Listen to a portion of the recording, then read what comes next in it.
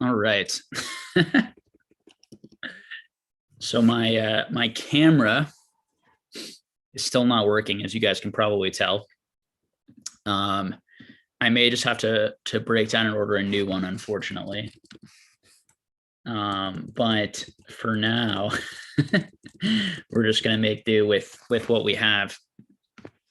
I spent a lot of today. I was working today, but I also spent a lot of today building some shelves to store some of my collection. The room is starting to come together a little bit. I took a lot of stuff out of boxes and put them up. So my studio where I'll be shooting videos, and when people come over and hang out and want to see parts of the collection, will be fairly up and running by the end of the week. But yeah, I just kind of felt like hanging out and talking. I don't know how many people will be up at this hour. It's a pretty late stream, but I hadn't made any content or done anything since the weekend. And this coming weekend might be pretty busy. So I thought, I have some energy. I'm in the mood. So I thought, why not do it now? Let's see. Hey, Kai. Hey, Sterling. Hey, Sam. Johnny Boy. Kai. Catch 'em All Collectibles. Hey, Adam and Jacob. And Reeks and Darth Grader. And Steve's Collectibles. So, one thing I want to try is doing some like live reaction videos at some point. I'm not sure if you guys are interested in that. We could try it a different time when more people are on. I think it's like interesting, fun, different content that nobody in this space is doing. And I do like to try and come up with things that provide like different fun ways of like learning and debating. So I'm thinking of maybe doing some of that tonight if you guys want that. If anyone has any like video suggestions, that things you want me to react to, videos that you've seen in the Pokemon space, I'd be happy to, we can throw it on. I'll share my screen. We'll see if it works. It should work, and just kind of react to some of that stuff live. Otherwise, depending on how many people come on and how many questions, or if anyone has questions, we can just sort of hang out and talk.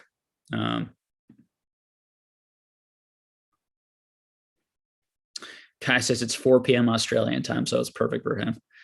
I'm glad I like to switch up the time sometimes so that like different audiences can come, because I know that I have a lot of people. There are a lot of big Pokemon fans in Australia and the EU and around the world. So Sterling says react to Danny. So yeah, if you want to throw a link in the chat, I'd be happy to do that. If anyone has an idea, if you want me to react to one of your videos, I'm up for it. It's just going to be chill. It's just going to be a relaxed, good time. Yeah. Hope everyone is having a good night so far.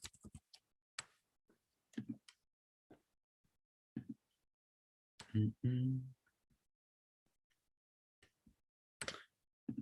know the camera quality is so bad, but you can see that you're got a little bit of a Rudy situation going on here, where I'm talking to you from just mountains of shelves of stuff that I'm unpacking. I can show you. It's a bunch of random things that I'm trying to take out. It's like tons of cards, tons of sealed product. It's really fun to be around a decent amount of it. I am taking a lot of the high value stuff and not leaving it here just for safety's sake. But it's honestly just like coming into this room, like if I've had a stressful day and just looking at freaking like just take like modern, like just Evolving Skies ETBs, Chill and Rain, and then some more vintage and some different sorts of Pokemon and non-Pokemon stuff everywhere. But that stuff just it really relaxes me. I think in some ways it makes me take life not so seriously and just kind of enjoy stuff that I've enjoyed since I was a kid. It's really nice. I'm sure a lot of you guys have Pokemon rooms and places where you put your stuff that can be, hopefully have the same effect for you. I think it's really important when you're a big collector to figure out ways of displaying your items in a way that you get to interact with them and enjoy them. Because it's definitely really fun to buy stuff and to like finish those goals. But if you're not able to, put them up, then you lose out on sort of like the continued sort of enjoyment of that item. And then you can just sort of like move on to the next item very quickly. I find myself doing that sometimes, and particularly for the last year and a half, because my girlfriend and I have really been moving a lot, and just sort of with the pandemic and other sorts of things, and the fact we were both working full time from home, we took the opportunity to live in a few different places, but which was fun and nice for us. But it also made it so that I couldn't really, it didn't feel worth it, I guess, to invest a lot of time into building out that Pokemon room.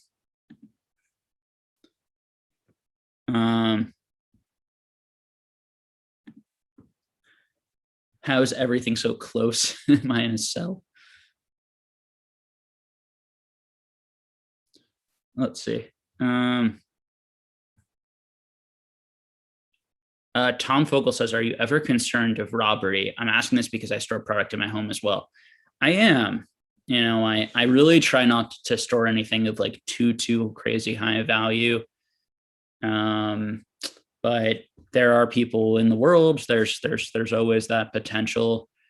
I would say that I think about it maybe every once in a while. Every few weeks, I might have a thought or a concern or anxiety. I definitely want to make sure that my windows lock, and then I have a security system, and that, yeah, I'm able to keep things kind of private. I also have stuff stored in ways that is not too flashy or flaunty, and I think most people don't really know the value of a lot of these items.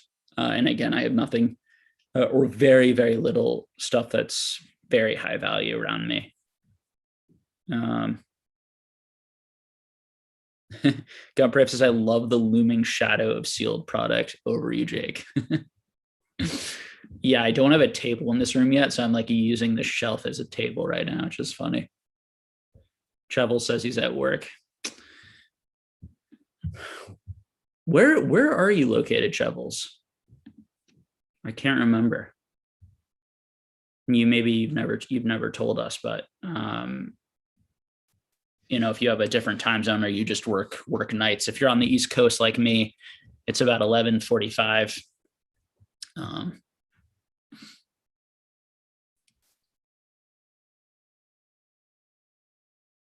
Let's see. David says, Rafi had a video early on that I go back to a bunch. When you don't feel like you have enough, spending time appreciating what you have is important to maintain perspective. For sure.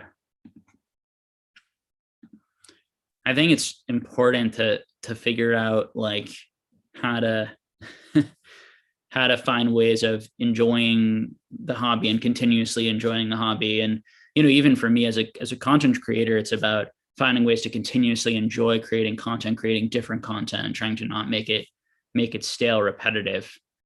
Life's filled with that sort of, that how do you kind of make things consistently fun and challenge yourself in new and exciting ways? And hobbies are no different.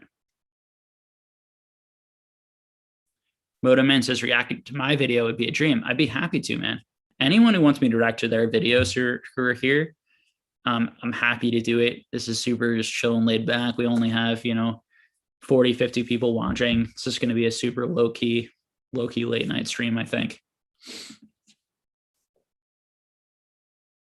If you think that you have a video or a take that you think would be interesting for people,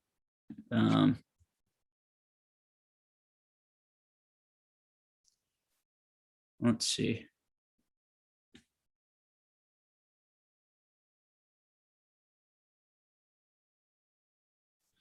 I'm gonna actually set one thing up on this video that I forgot to do because I didn't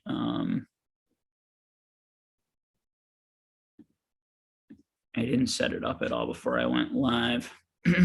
Just give me 1 sec, guys.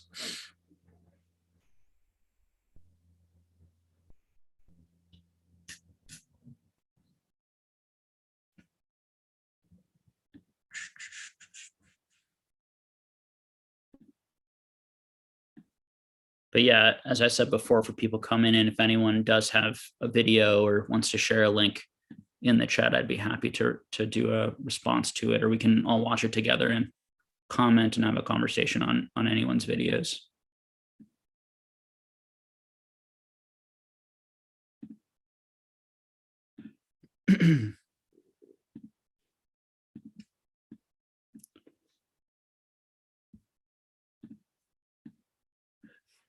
Okay. Let me pull it back up now. Together and to have a conversation. There we go.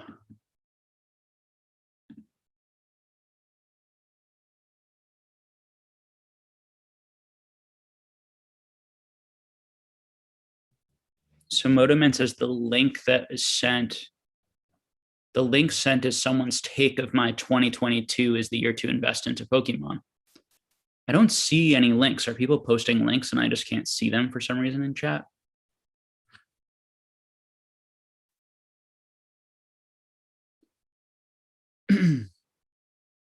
Blue Goose Collectible says, this was the first year I sold stuff on eBay and got hit with the 1099K. Realized just how much I bought over the past 2 years. Need to appreciate it all more. Yeah. I think that it's definitely a constant thing, as we were saying before, of coming back to that place of how to, I want to appreciate things more. I just want to be around it, hang out with it more. Maybe I take a break from buying so much. I appreciate some of the goals that I've already reached. I also think just hanging out with people like this, just talking, relaxing is a really nice way. So people have been posting links, but they're not appearing. That's weird. I wonder if it blocks them. Do any of you guys know how to unblock those? This is my first time ever doing this, as I'm sure everyone here knows probably.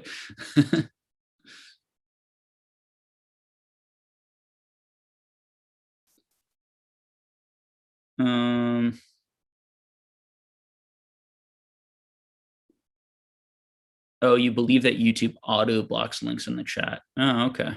That's weird.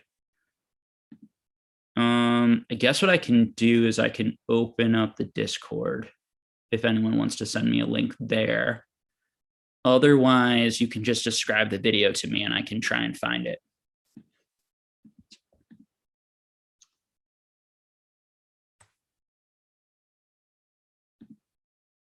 I also have some videos that that I was thinking of responding to that we could do.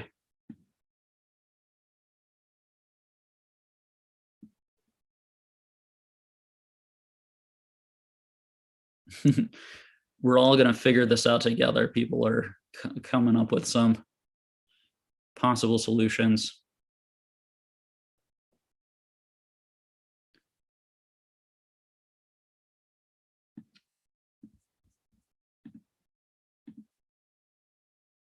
Yeah, so if people on Discord want to send me a private message or something, you can do that with the link.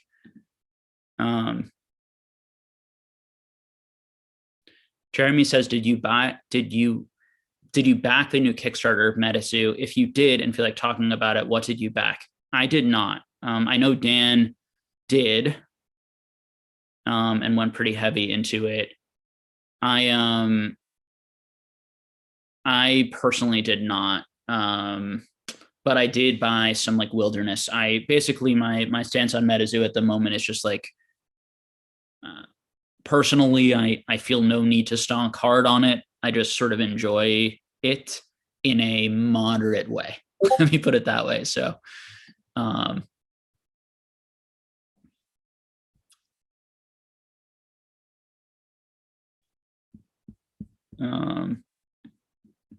yeah, I just sort of,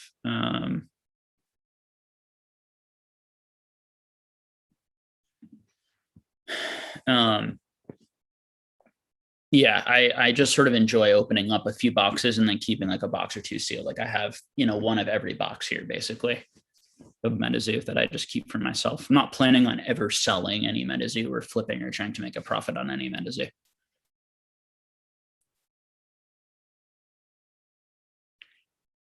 So you're suggesting Danny Phantom's video. Let's take a look at it. See if I can pull it up here first, and then I should be able to share it. We can go from there.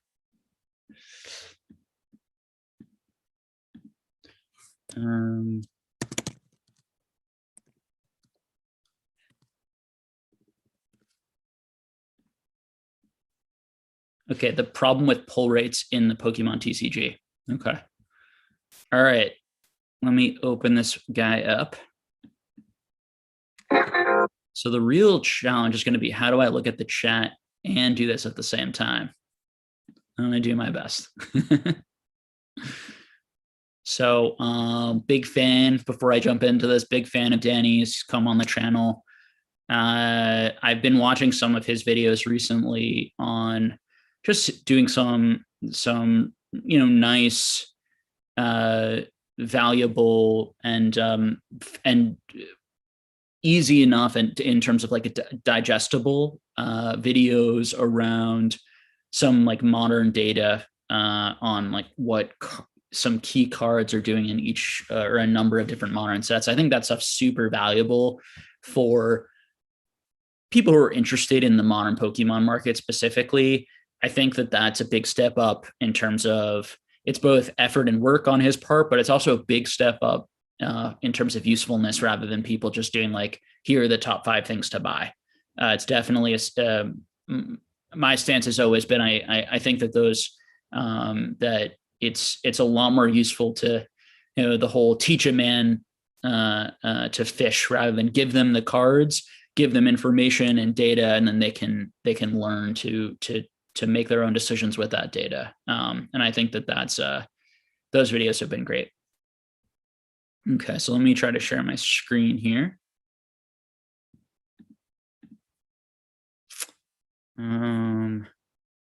Okay.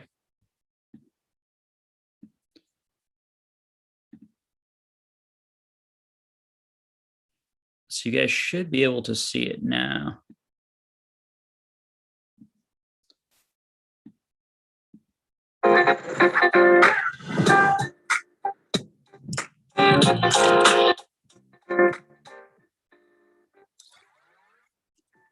I really wish I would have thought about recording this. The only issue is, how do I see chat while I do this? I'm going to try to figure that out. Give me one sec. Guys, when I, like right now, are you seeing a full screen of Danny's video, or are you seeing the chat and this video? What are you guys seeing? Let me know so I know how to pull it up in the correct way.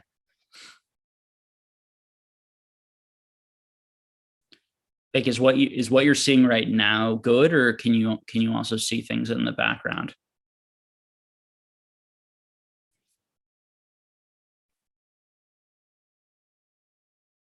I'll just wait for people to.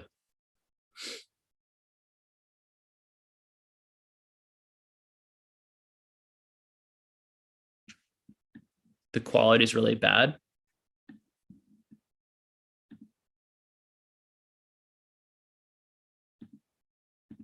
a long time ago. I don't know why I didn't. I mean, we talk about pull rates, we talk about data, we talk about all this stuff all the time. And for some reason, I never thought about just compiling a ton of data, going through it and really kind of narrowing down when pull rates really started changing, when it became very, very difficult to complete master sets, when it became very difficult to be. Is that better? Basic Trainer says it's perfect, says it looks good. Should I make my video? Is it better to make my face like that?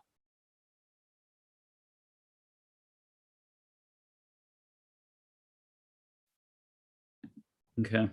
All right, let's give it a collector. And I think demand has really, really shifted over the past 6 months, right? Like we had demand, we talked about demand and supply a lot over the past year and a half or so. People were going into stores, they were going into Target, they were going into Walmart, barren shelves, empty shelves all over the place. YouTube videos, stories, shorts, talking about how they couldn't find any product. The product was not in existence. There was not enough product there was not enough supply to meet demand. That was what we were talking about. Now demand has kind of shifted where we had all this kind of product dumped on us at the end of Q4 of 2021, and people are struggling to find the alternate arts that they want, the secret rares that they want, the chase cards that they want. They're buying boxes of Evolving Skies and boxes of Fusion Strike, and they're pulling 3 regular arts or 4 regular arts for their entire booster box, and it's just not as fun. A lot of people have switched over to Japanese product because Japanese product, you at least get a guarantee. You're guaranteed that you're going to get at least 1 secret rare, and if you can find a good enough deal on Japanese booster boxes, you can get one for what is the retail price on this, 50, 60 bucks, somewhere around there, much cheaper than what you would buy for a normal booster box in the United States. And you have a guarantee. People are dropping $130, $140 on boxes of Evolving Skies and pulling 4 or 5 ultra rares total. They look at the opportunity to complete a master set of the set that they absolutely love, and they think, oh my goodness, it's going to be impossible to buy product, to buy booster packs at the store and open up every card.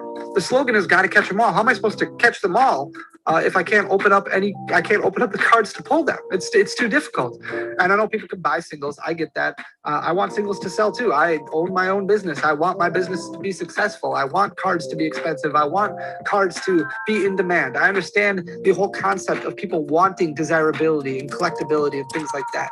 But at the same time, I also want the game to grow. And that's kind of the main thing that I want to focus on. I want the game to grow. I want all the people who entered the hobby to stick around. I want them to go to competitive events and really enjoy themselves. The only way that's going to happen is people continue to enjoy the hobby. A lot of people aren't enjoying the hobby when they're opening up booster packs and pulling absolutely nothing, or pulling the same Noivern V for the 50th time. You know, they're looking for that Umbreon VMAX or the Rayquaza VMAX or something else. And I really want to kind of break down these numbers to give you the best idea of how to spend your collection dollars. And maybe you do start focusing on singles. Maybe you start adjusting things a little bit. Maybe you start focusing on collecting specific cards instead of chasing an entire master set. But really, this video is kind of designed to throw a bunch of data at you, and there's a lot here. There's a lot of information here, so I apologize. I don't want to confuse anybody. I probably should have used an editor, but I'm just, for those of you who have watched me, I'm just really not that flashy of a guy. I want to give you all the data. I want to give you all the information and let you guys kind of do with it what you think is best for yourself. With that. So that was a good 3-minute preface. So it sounds like we're going to jump into some data here. It'll be interesting to see what he's doing. How's the vision and the sound? Okay. Yeah, I think everyone's saying it's. I'm just going to kind of flip you guys around here, and we're going to go through things. I have 3 tabs at the bottom that I really want to focus on: sheet 2, sheet 3, sheet 4. The first tab I'm not going to spend a lot of time on. I really wanted to focus on the sets that started with Next Destinies, and the reason behind that is Next Destiny is when we started seeing those EX cards for a second time. Those newer school EX cards, not the old school EX cards, but the newer ones. That's when Ultra Rares really started kind of changing, where Holo Rares weren't really included in Ultra Rare anymore, I guess. People were more excited about pulling EX cards. So focusing on Next Destinies. I also didn't include any of the special subsets that came out. No celebrations, no shining fates, no hidden fates. The reason why is because pull rates are substantially higher, significantly better in those. So it's not really vindicative or indicative of what you see from a main series set. I think that's where a lot of people are struggling. They're comparing, apples to oranges. They're looking at a set like Shining Fates. They're looking at a set like Celebrations, and they're seeing these magical pull rates. And then they look at a set like Fusion Strike, and they're like, 280 some cards? This is crazy. My pull rates aren't any better. So I didn't include those special sets. On the right-hand side here, you've got some blurbs. I thought it would be important to kind of put and highlight which set these new rarities kind of got introduced to the card game, because some were important gimmicks that kind of stuck around, which obviously increases the amount of ultra rares that a set is going to have, because you have an additional rarity. And then other gimmicks that kind of came in and fell off. Like you have break cards that came in, which were really cool, but they fell in the reverse hollow spot, so it didn't really impact your ultra rare pull, which was really neat. And I think a lot of people really enjoy that. That's why Brilliant Stars is getting so great. So I think I'm not sure that this one's a great one to react to. I think do you guys feel, and I haven't watched this whole video, it's like a 24-minute video, that and I forget who suggested this one. Sterling, I know you've watched it. Do you feel like there's a point in the video? Should we jump to the end and respond? It sounds like Danny's just going to go through a lot of data, and maybe it's just worthwhile for people to go check out his video rather than me just showing his whole video. I definitely suggest checking out his channel. I'll wait a second to see if you guys agree, or are there some like interesting kind of like debatable points towards the end? I think it's good to come up with videos that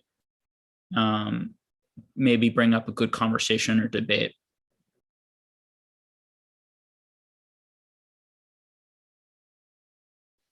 David Cordova says, this doesn't seem like a controversial opinion. Yeah, I think it's a phenomenal video. I mean, Danny has been doing great work. I just don't like me just watching his video with you guys. It's just like taking his content and putting it on my channel, rather than doing like an engaging conversation on something.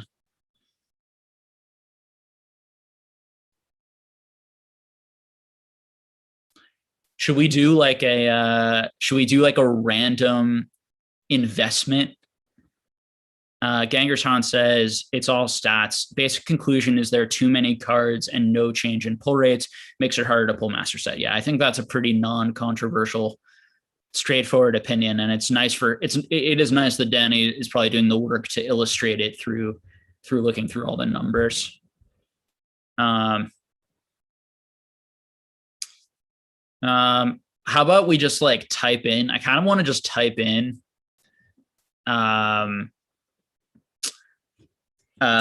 top Pokemon investments 2022, and let's see what people have to say. All right, should we do this first one? Should we go through some of these? Oh, this one's got a lot of views. All right, how to invest in Pokemon in 2022. Buy these 5 items right now. Oh, this one I've watched.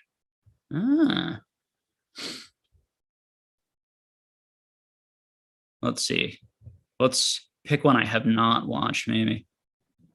Let's see. I really don't remember this one, so maybe we'll go into it, or what do you guys think? Which one would you rather see? I'll let you guys choose. Yeah, we can do some Rudy videos for sure.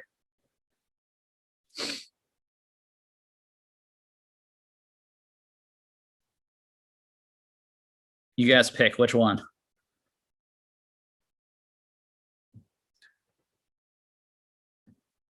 All right, let's try Pokevault's video here. Today we're going to be talking about 5 Pokemon. So I have watched a couple of Pokevault's videos, and what I will say is that I think the guy seems like a fun and entertaining person. Definitely is very interested in like growing his channel and building it into something, and I respect that and hope that he succeeds, and meets that. I mean, I might have some disagreements on content or style, but we can jump into the video and see. The cringiest thumbnails. So I think there's a little bit of like, this is my honest feeling. I'm going to tell you guys the 100% truth. During the, like, when I felt like Pokemon was in a bubble about a year ago, these videos made me really mad because they were all really, really terrible advice. And I felt that very strongly, and I was very concerned for people. So when someone made a video at the height of Pokemon saying, because all of these videos never tell you not to buy something from my experience, all of these videos tell you, here are 5 more things that you should buy right now and hold. And they tend, from my experience, and this is not just PokeVault's channel, but in general, they tend not to be videos that are talking about like the pros and the cons. Some of them do that more than others. But a lot of them just sort of pick 5 items, tell you to go out and buy them. And I think, to be completely honest with you guys, I think right now, these videos don't make me that upset because it's fine. I'm sure most of the items that people are saying that people should buy are fine. I think now that people have calmed down, there's less irrational exuberance. A lot of these videos have gotten better too, because people aren't like promising the moon and over promising anymore. And they're a little bit more careful in warning their audiences. So, and as far as like the thumbnails and the putting big money and the open, S and Pratt, sort of like the open thumbnail dudes, or the open mouth thumbnail dudes, I don't care that it doesn't bother me that much. It would not feel genuine and comfortable to me. And I did, maybe a few more of those expressive kind of thumbnails, a couple as jokes, and maybe 1 or 2 as sort of like, well, this is what YouTube does, so I'm just going to do it. And but the vast majority of YouTube channels in this space and other spaces use those types of things. It looks professional. It gets people to click, and videos. I mean, you can see this video has 50,000 views on it. That's more than any video I've ever made, and likely, and might be more than any video I ever make, because as people probably saw, I have the camera, the lighting. The thumbnail in this video looks like a weird, depressed guy sitting alone on like an old couch with a terrible camera and lighting, and it's not the most flattering. But the truth is like, I'm just so not passionate. Like I would much rather build a tight-knit community of people who are actually friends. And what's so great is like a lot of the people right here in chat, like we all know each other, we all talk to each other, we all hang out, we're all going to see each other. And many of us are actually going to see each other in person this year at different Collecticons and hopefully other events. And I'm hoping to also put on events eventually. And I'm much more interested in fostering that than I am in building some big channel or playing some big YouTube algorithm game. I just don't think that is particularly worthwhile for anyone here. So that being said, I think that people like PokeVault and many others succeeding and their channels getting bigger are good for Pokemon. And I think that that large channels that appeal to a massive amount of people who very much focus on how to get as many clicks and views as possible are overall good for the hobby, as long as they don't give advice that's like ridiculously bad. Like, even if they're not like, these are not, a lot of these videos are not like deep scholarly dives. I mean, a lot of my videos aren't either, but like, it's also, we probably don't have to take it too seriously and get too upset with it. That being said, I felt very differently when people were saying like 0 risk evolutions to $2,000 or evolutions to $3,000, or, like just video after video telling people that like, you should absolutely buy these items at all-time highs, not having any understanding of what was at PSA or CGC and the amount of supply and numbers that were going to come back on these things, and just very little, and I think that it is dangerous when someone with very little knowledge has good charisma. And now this is not PokeVault, because my understanding of PokeVault has a lot of years of experience in Pokemon and has really good knowledge in Pokemon. So I'm not talking about him specifically, but other channels and other people I saw where it was like, I've been in the hobby 3 months, 6 months. I know 2 sets and I'm making like a top 5 sets to invest in video. And I'm like, those guys are probably like literally researching like, what are the best 5 sets to buy? And then finding some like Reddit post by some random guy and just like making a video on that because they want to grow their channel and get a following and make money. And they're more interested in becoming a YouTube star or a YouTube they're successful at YouTube than they are educating people or creating a community of, that type of thing. So enough said on that. Let's jump into this video. What I will say, because I have watched a couple of his videos, charismatic, energetic, funny. I think some of his, like the beginnings of some of his videos are really funny, and it has a lot going for it. It's, good lighting. I don't know. It's not my type of content, obviously, in style. Like I prefer a lot more like debate and discussion and pros and cons but I don't think that means you have to hate someone else, or I saw some like very negative comments about him or about people who are creating content like that, and I don't think that is good for the hobby either. But there's some middle ground where you also don't need to be like, I watched this and I've like gained a lot of knowledge or that sort of thing. All right, but let's watch this. Let's give it a try and let's see what kind of points he makes. That I think are an absolute bargain. And in some cases, they're practically free. Let's get right into it.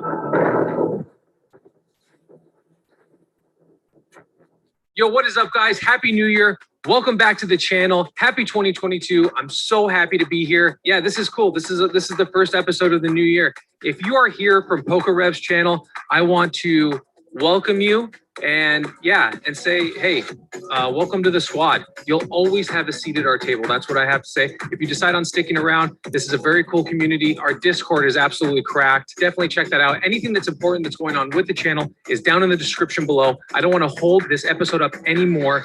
And yeah.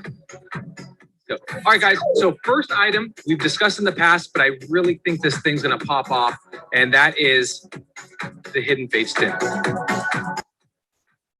Number one, the Charizard variety. This has what we call built-in value. I'm a big fan of this.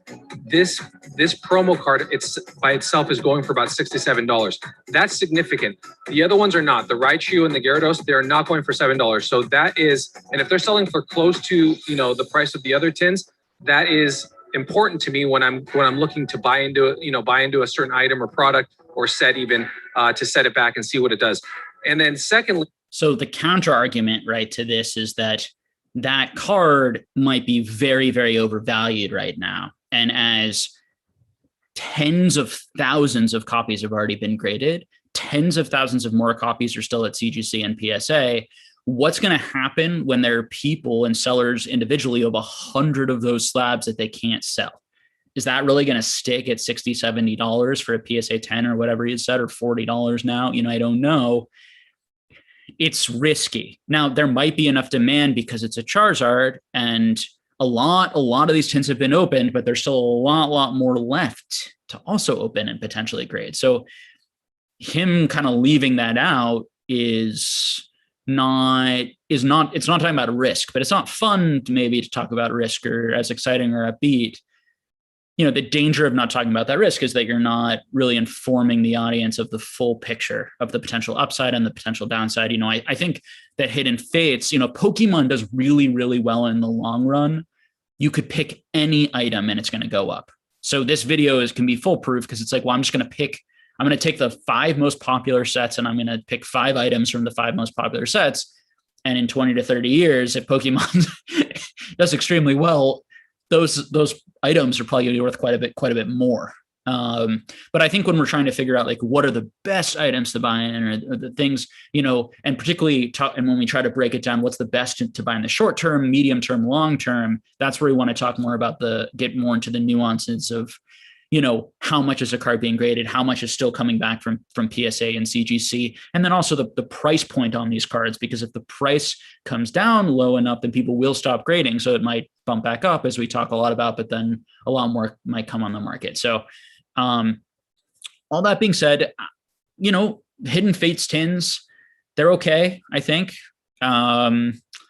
I definitely I don't see this item as some undiscovered, unknown item, right? And I think part of that is that everybody in the hobby, every single person knows this item and can relate to this item. Thus, it's far more likely to be, priced fairly correctly, we could say.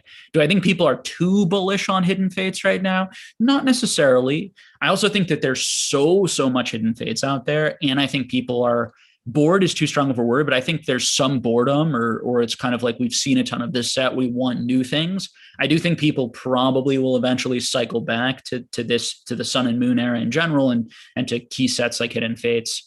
I'm making plays or bets or whatever on cards from this set, also from a lot of Sun and Moon sets for that reason, because I think now is sort of a good time where a lot of the supply has been open. Hidden Fates has so much supply, probably the most of any of the Sun and Moon sets. Who really knows? But there's so many. I'm amazed at how many baby shinies and all these cards are out there. But so those are some of my thoughts from what I'm seeing. I definitely think that there are a lot, better plays, right? There are much better things you could be doing with your money. You could be buying large lots on eBay and getting them at 50% of market immediately, and then taking a lot of those raw cards and grading them. And, so for people who really want to create a business, or obviously if you have distributor product, modern product that you can get at distribution, this wouldn't be true for Hidden Fates now, but for newer sets, getting that and then making $5-10 per item is how LGS is and most stores run their business. But if you want to do something like I do, or what Dan from Catch 'em All Collectibles does, this is not going to be your bread and butter. These types of things, you're going to be looking to use your knowledge to break down large lots and understand the prices of all those things, and understand the estimated potential print runs of all those things. There's a lot to it. At the same time, this is harmless advice. I mean, this isn't buy this and it's going to go to $200 tomorrow, or, like some of the terrible videos I saw at the height of the mania, and some of the really just terrible takes that I saw. So that's my feeling on it. I'd be interested to hear what other people are feeling. I would be concerned on whether or not it's a first print run or not. And we'll discuss the difference between that and a different episode. And I don't even know if there's even video on that. I don't even know if there's like anything, published on that. So this box specifically, guys, is a definite buy for me. We've talked about it before. The third reason why this box is unique is it features only Hidden Fates. I've opened up many a tin in my day, and most of the time, and if you guys have... I think that part of the issue, right, is he titled this like how to invest in Pokemon in 2022.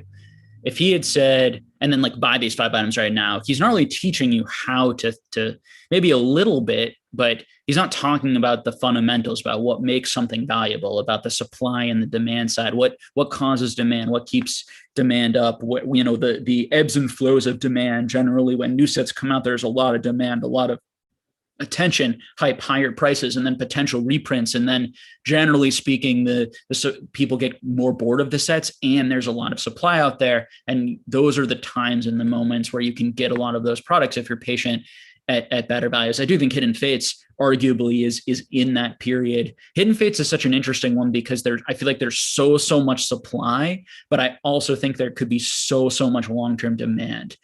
And am I going to place my bets on this, or am I going to place my bets on like a Sun and Moon booster box that maybe had a much lower print run, but isn't as special or important of a set as Hidden Fates? You could make reasonable arguments on both sides, I think. I think most of these products, from my perspective, are pretty like well priced and sort of make sense. But obviously, like coming on a video and saying, I think a lot of these items are like fairly priced and, isn't necessarily good content, or doesn't tell people, looking for, hey, I'm new to this space, I don't know what to do, just tell me 5 things to buy, right now. And you've been in the hobby for a long time, there's usually a variety of packs. This tin features 4 Hidden Fates packs, and it's only Hidden Fates. That makes it a premium product as far as I'm concerned. When it comes to like trying to buy into something or invest into something for a long-term hold. Yeah, so this is only Hidden Fates in here, and this is my first pick. for 2022 when it comes to collectible and investable products. Second, guys, is going to be the Pikachu Shining Legends Pin Collection. This box right here is near and dear to my heart. When I got back into the hobby, this is one of the first items that I purchased. Shining Legends is an amazing set as far as I'm concerned. Obviously, you have the poster child for Pokemon, which is Pikachu, that's featured here. You have the promo card. This promo card right here is going for about $8, $7-8, okay? And that's off sold data on eBay. I mean, that alone. And I think a card like that, there's not going to be nearly as many copies and as many copies being flooded and graded as that Charizard from the last example. You know, the issue with this card would be, I just think it because it's not a V, it's sort of a random, you know, Pikachu promo holo. There's going to be so many Pikachu holo promos probably over time. I'm not sure, you know, about a card like this, but I, you know, for a few bucks or $5-10, I can, you know, understand it's a cool holo, and people really like Shining Legends. I really like Shining Legends. And so having, you know, wanting to collect every promo from, you know, the Sun and Moon era, there are people who like to do that. There are people who like to collect every Pikachu promo. There are people who really enjoy Shining Legends and just might want the master set, including all the promos from Shining Legends. So I can see why this one might, you know, be a decent one. Once again, the built-in value when you're going for one of these higher end products, which this particular item is coming in at about $65 to $70, that's significant to me if I'm looking at it from an investable point of view. And I do definitely agree with him with this point here. So that when you have promo cards that have quite a bit of value, this is something I talked about in my modern investing video, or how to make money on modern. And this is something that I used to do.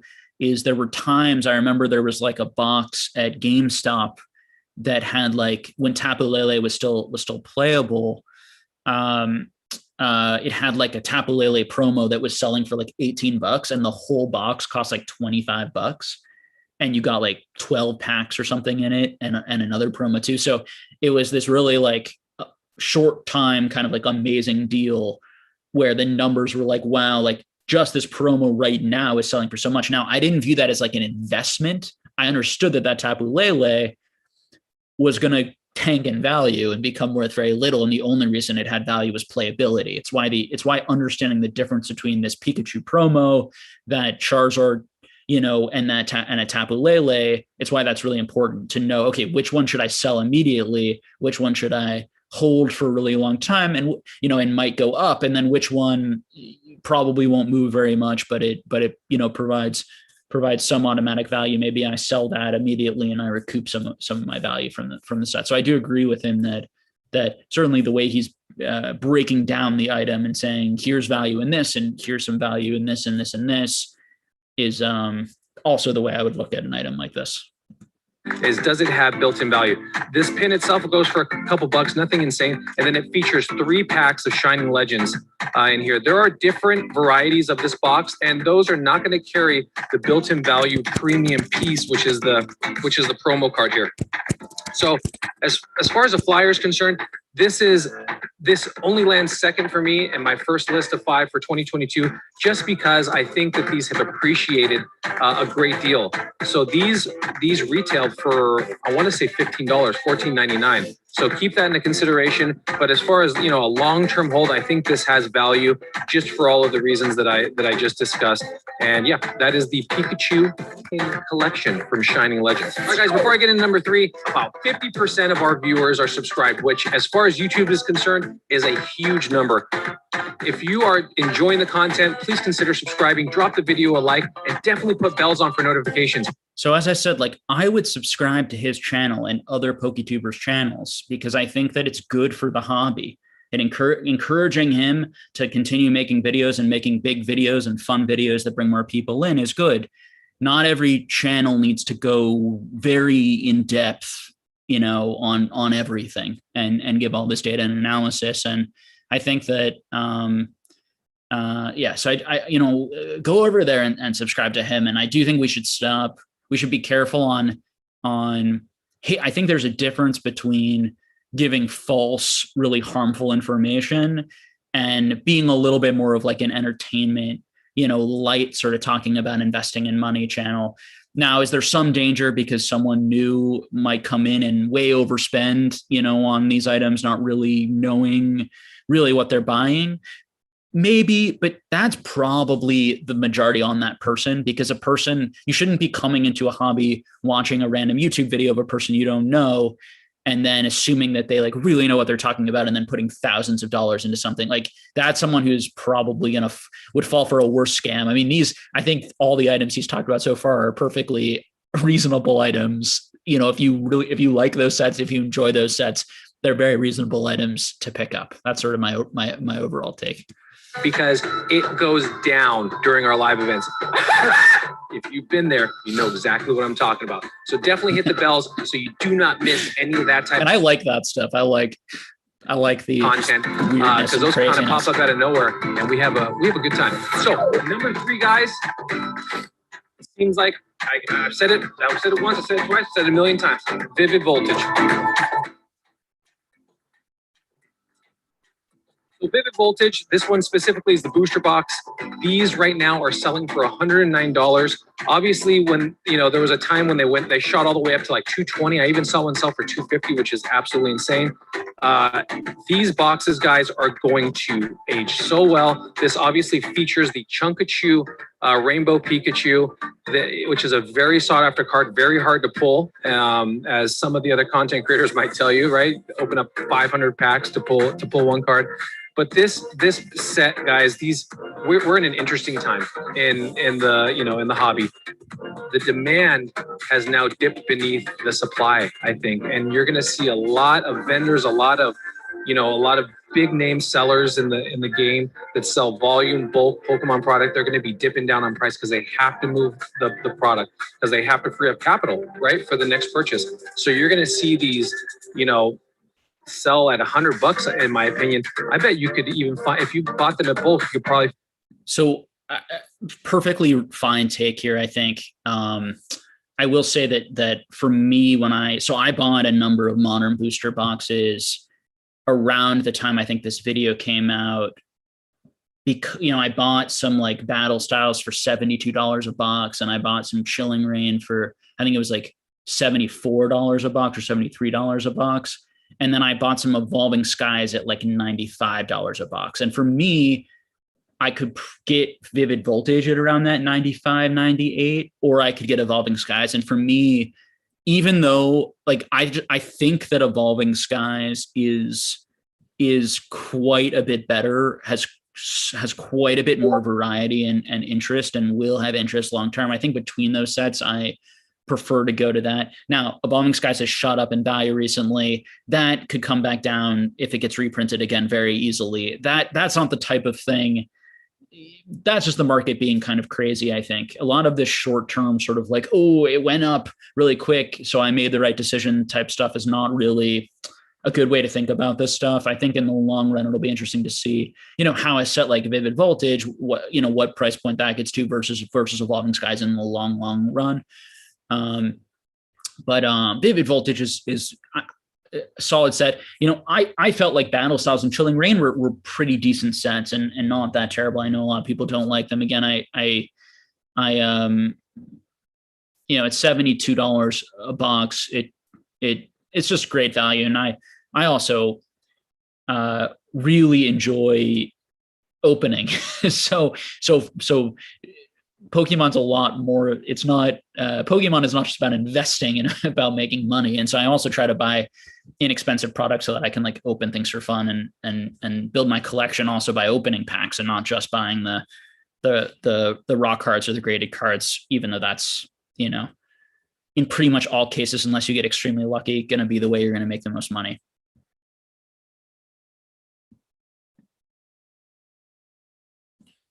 Okay. For under $100. So my third pick, guys, is a Vivid Voltage booster box. I don't see these ever selling less for what they're selling for right now once they go out of print, and that's just my opinion. So Vivid Voltage booster box. Say that. All right, guys. Number 4 is probably going to be the biggest value buy, in my opinion, of all 5. But yeah, it is Evolving Skies. Oh,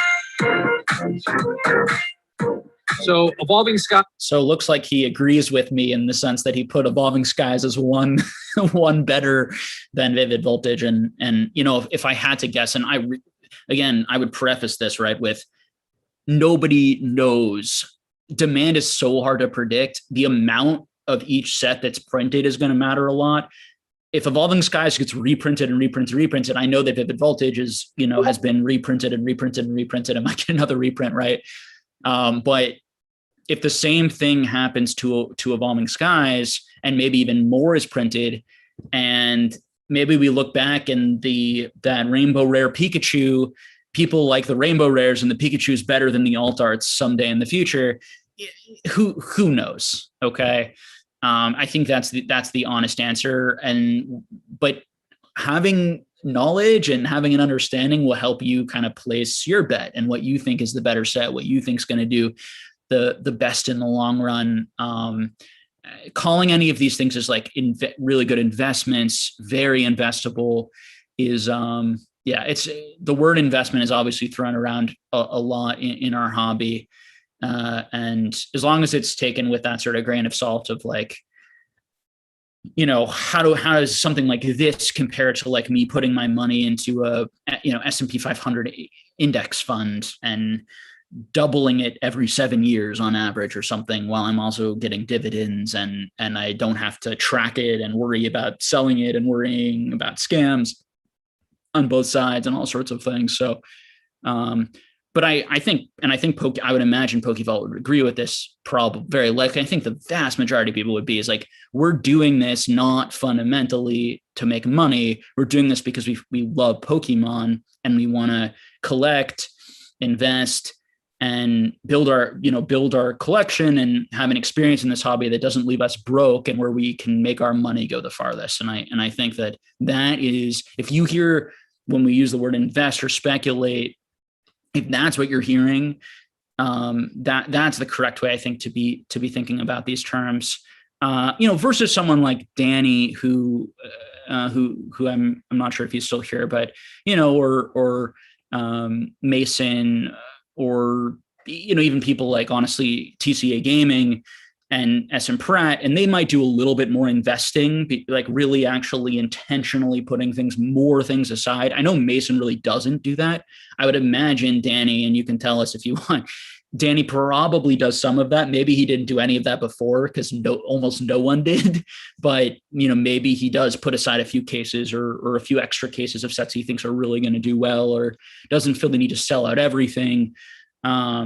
People's business models and LGS models may slightly change now because there is this sort of like upside potential that if I hold some of this product for a really long time, I might make more money on this product than if I sell it immediately and then use that capital to fund my next purchase and kind of move the money quickly. Generally speaking, flipping the money quickly, even if you're only making 5-10%, if you can do that 10 times in the course of a few months, keeping that money moving in that sort of way is going to net you a bigger return even than having it sit in a really amazing item that happens to double or triple in 5 to 10 years. So it's sort of your business. It's how much you want to work. It's how much you want to do this. And I think it's just about having all that understanding, and then deciding where you fit in all of that and what you want to do. And so far, I think this video has been good and completely fine, in terms of talking about products that are good and popular. And this is the booster box variety. Obviously,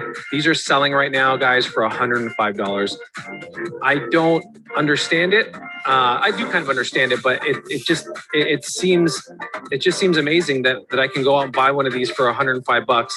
This set, and I'm just gonna say it. I'm just gonna go on and say it. So people mentioning Evolving Skies is at like 150 right now, 140. That just happened, and I think also Rudy made a video about it saying like the Pokemon bear market is over, which is, Rudy doesn't know. And Rudy admits, I think even in the video, I admit that I watched it very quickly. And I often put these videos on to be completely honest with you, in the background while I'm like working and doing other sorts of things. So a lot of what people say, I don't even remember what I've watched and what exactly people say. Just like many of you are probably listening to this on the background and listening to some of it. Zero offense taken. I do the same thing.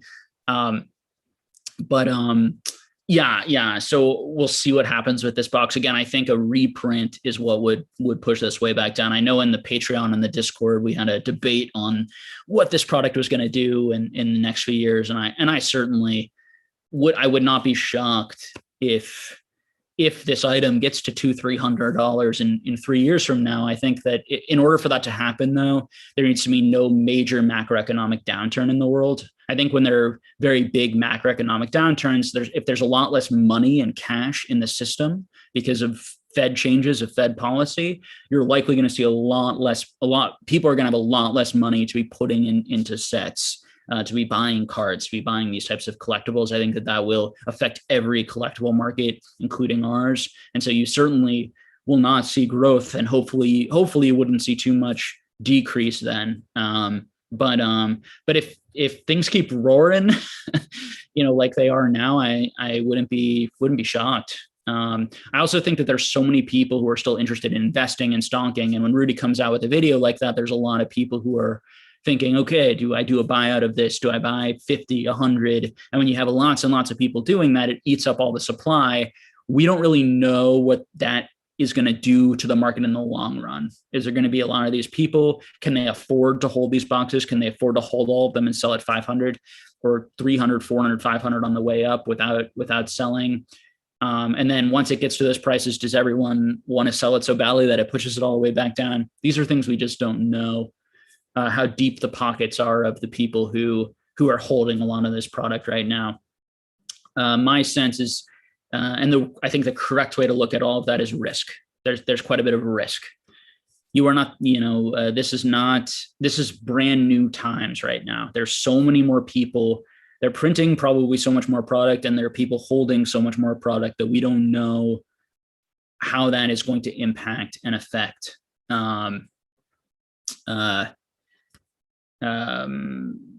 how these boxes did versus the Sun and Moon boxes, which after 5 years all tripled in value, except for maybe Crimson Invasion or something. All right. Most goated and cracked, loaded, incredible set that I've seen in my almost 10 years of being back in the hobby. This set has a little bit for everyone. And you definitely do not want to sleep on this. This is a set, guys. There's, in Pokemon, there's not, if you can buy anything for at or around retail, you're not taking huge risks on stuff a lot of times. You can be rest assured that it's going to appreciate. If Steam Siege can go up to $250, anything's possible. This box, guys, once it's out of print, it's a lock. And I'll buy your losses if I'm wrong, okay? You're going to see this set do so well over time. This is going to be one of those sets where you're going to look back and... I don't like that statement. I'll buy your losses if I'm wrong. That isn't possible. If Pokemon really tanks and these boxes are going for $20, $30, remember to hit up Pokeball because he'll buy them all if he's wrong. I mean, we saw, it's very unlikely to happen into Pokemon. It would be a disaster. No one wishes that. I would hate that, and not even from a financial perspective, because I don't ever put money into Pokemon that I need. And I don't ever put but from a love of the community and if Pokemon falls to that price, they're going to stop making new sets. It's going to be that, the game will be over. And, we see things like Panini Dragon Ball Z, that were selling for $60, $70 a booster box. And the game was doing really well. And then all of a sudden it collapsed and you could buy those boxes. They're up to 60, 70, 80 again now, but they collapsed down to like $5, $10 that I was buying them at for a while. Pokemon is nowhere near a dead CCG and nowhere near a dead TCG. So I think that it's a bit silly to be too concerned about something like that, but to not understand the possibility that is always out there. There's some small possibility, particularly when we really push this out 20, 30 years, that possibility becomes bigger, right? The longer the amount of time, the more possible that people get bored and tired of this and it doesn't catch on in new generations like we all hope.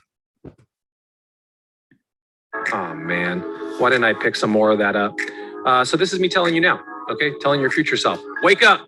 So yeah, guys, number 4, Evolving Skies. All right, guys, the last pick I think right now is the most interesting and kind of the most unique buy with the most value. And I'm going to show you why. And that is the Celebrations UPC. So obviously this is the UPC, guys. And I'm going to set these up while I'm talking. This set specifically is going to obviously age so well. There's you know, a lot of you are going to say, oh no, people know, you know, the cat's out of the bag. People know that this is going to appreciate. Even so, when it's out of print, people are going to want this UPC. Let me break down some math for you. And this might be eye-opening for you guys. All right, here we go. So number 1, if you don't know what's inside of these UPCs, definitely go check out my channel because I discuss, you know, what comes in this and I open one up. But number 1, there's 2 gold. So people are saying in the chat that they really don't like him guaranteeing gains. It's something I've talked a lot about. It was my big problem, and I wrote a comment in one of Rudy's videos where he basically said that he's putting a ton of money in, or he was talking about battle styles, I think at the time. I know he ended up putting, I think, a lot of money to Chilling Reign. I think he said like 1.5 million or something, which is a you know pretty massive position in that. But basically he made it sound like, does anyone out there really think that this product could possibly not be $300 in 5 years? I don't know. He said something like that. And I was like, I think any sane person would take a look at that booster box and say, it might not be. I mean, we have boxes like right now, we have boxes like Crimson Invasion, Steam Siege, right? These boxes that are way, in my opinion, are going to be way rarer, way less printed from an earlier era, that have been out for, you know, more or about 5 years, depending on which one, and they haven't tripled in price. So and the only reason they went up to 180, 190 is an unprecedented boom in pop culture collectibles. So if the opposite happens, where we have a depression or recession, a global market recession, depression, and this product is printed a lot more than those earlier products, there is zero chance that it will get to the same, that it will be able to get to the same price point in the same amount of time as some of these earlier products. It's the danger of just being like, well, everything goes up in Pokemon, everything's at an all-time high right now, so everything will continue to go up. It's a complete lack of understanding of how markets work in the risk in markets. Now, when there is that downturn potentially, whenever that could be, that might be a really good buying opportunity, depending on where Pokemon is at and if Pokemon can kind of survive and push through that. But yeah, and I agree with Pikachu here, who said that, the blindly disagree. I think and I agree with him that it's like, and you say, not having sympathy for people listening to this, I think of but I think of it more as, I don't think that there are people out there or very many people who are like, I wasn't going to buy this, and now this random guy that I don't know is telling me it's like a guarantee. I would hope. But were there some people who were like right on the edge and like maybe maxed out their credit card on this because this person said it? And then what if it goes down? He's going to buy back their product. He's going to come out and apologize. I mean, it's very dangerous, in my opinion, not giving the full argument, because you are setting people up to potentially fail. And everyone loves to hear that the product they bought is going to go up and do really well. Everyone loves to hear that. Not everyone loves to hear, well, not everyone does. I prefer debate and risk, I guess, but most people do. Whereas a certain percentage of people, I think they want to hear not what can go right, but they want to hear what can go wrong. And I've always had the belief that I think people who are natural born investors have that sort of personality trait of like, well, what can go wrong here, and protecting against that downside risk and understanding the value in diversification and safe items, and not leveraging yourself on credit where you then have to perform even better than your 13% yearly APR rate or 23% or or whatever it is. So yeah, as far as the UPC here, yeah, if you can find it at retail, at least for now, certainly is a good get. In there, okay, and here they are. It's a Pokeball and a Pikachu. This was an item, for example, that just was printed way under demand. And when you have an item that right out of the gate is printed way under demand, that's generally a much better buy. Whereas if Pokemon prints an item to demand, it's less likely to stonk up very quickly. Whereas the UPC is much more likely to stonk up or move up very quickly because even if Pokemon doesn't increase in demand, just the amount of people who wanted it couldn't even get it right out the gate. Whereas everyone right now, anyone who wants it can go on eBay right now and probably get battle styles for like $80. Cards respectively sell for $35 for the, or I should say, anyone in the US. My apologies to my Aussie and EU friends who may not be able to get those prices and may have to pay ridiculously unfair rates and prices. Mint copies in the sleeve. You can get these for $35 a piece. Then, of course, there is the metal Pikachu, and then there's the metal Charizard, right? So these are the two cards that you're really looking for, specifically this guy, but depending on what your tastes are, you could be going for the Pikachu also. These two cards sell for $120 collectively, so for both, for the set, okay? So now you're starting to do some math. You're like, wait a second.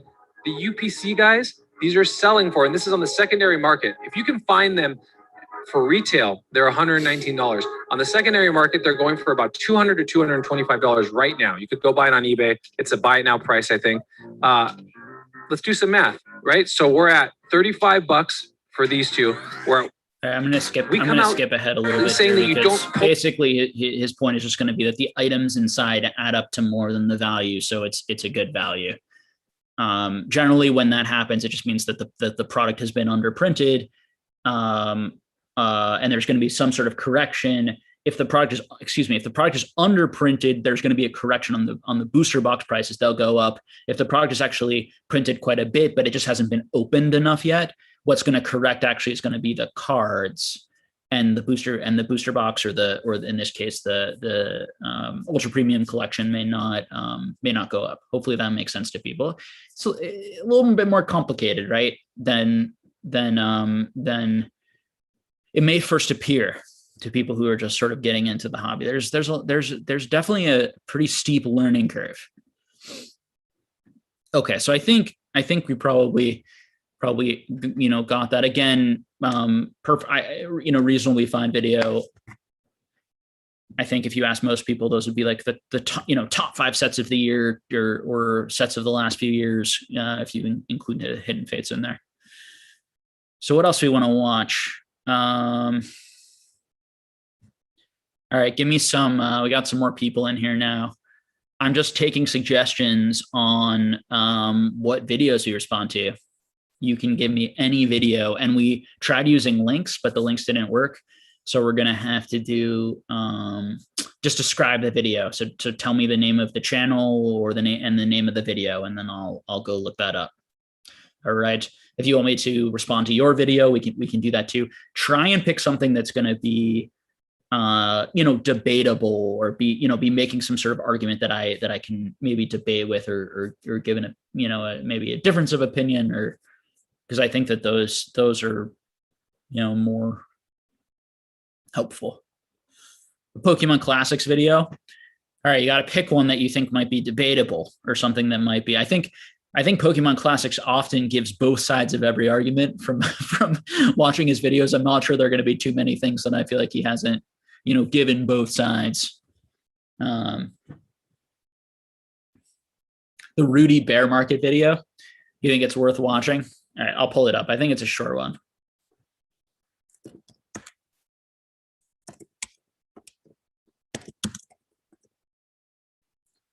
Oh, I'm typing into the wrong one. So I think it's the Rudy sort of like bear market is over.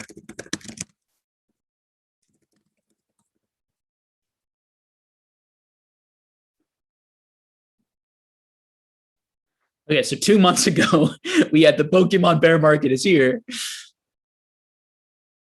And now we have 4 days ago, the Pokemon bear market ends because of one set going up to 140, and it will collapse back down to like 110, 120 if they do another reprint.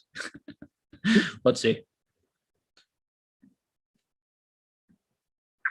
Folks, welcome back. Rudy 2022. All right, back to the topic. Today we're talking about Pokemon. Pokemon has bottomed out, ladies and gentlemen. Ladies and gentlemen from around the world, the Tesla floating in space, and I'm sorry, Pluto, but you're just not a planet anymore.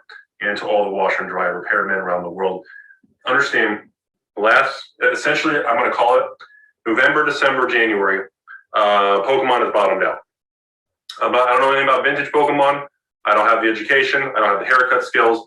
But I can tell you, modern, new sealed Pokemon products, starting with battle styles, into chilling, into evolving, into everyone's favorite, Fusion Striker EX, as we move into your brilliant, bright star stripes, new product coming. So let's look at the data. Battle styles collapsed all the way down to $80, bottomed out in the last 90 days. It is now back above. It's out of the 80s, back into the 90s. No additional supply appears to be coming to market. Last I've heard, way down to $80, bottomed out in the last 90 days. Which set did he say? Battle Everyone's styles? favorite, Fusion Striker EX. As we move into your brilliant, bright star stripes, new product coming. So let's look at the data. Battle styles collapsed. Okay, battle styles, he says. Okay, I'm going to check on eBay right now. Because Rudy often uses like TCG Player, I feel like in Amazon, and oftentimes that's quite a bit over eBay. So I'm going to look up the cheapest battle styles booster box right now. And this will be for the US. So $78.88 free shipping. So no, it's not in the 90s. It's still $78.88.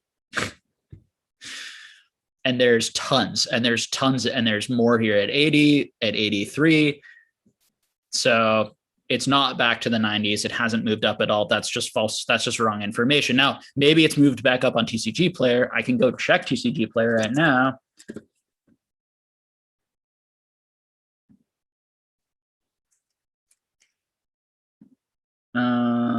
Let's see.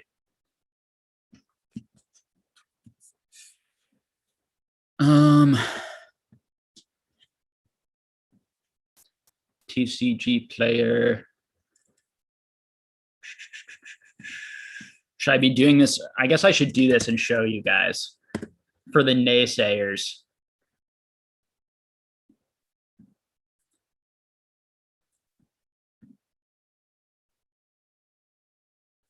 $78, $88, $83, $84.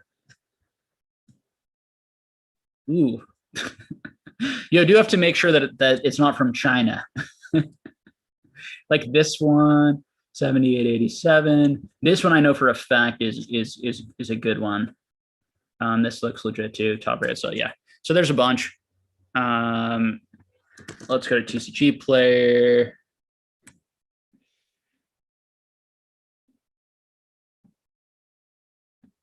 Hold on, I'm just pulling up the chat again because I lost it.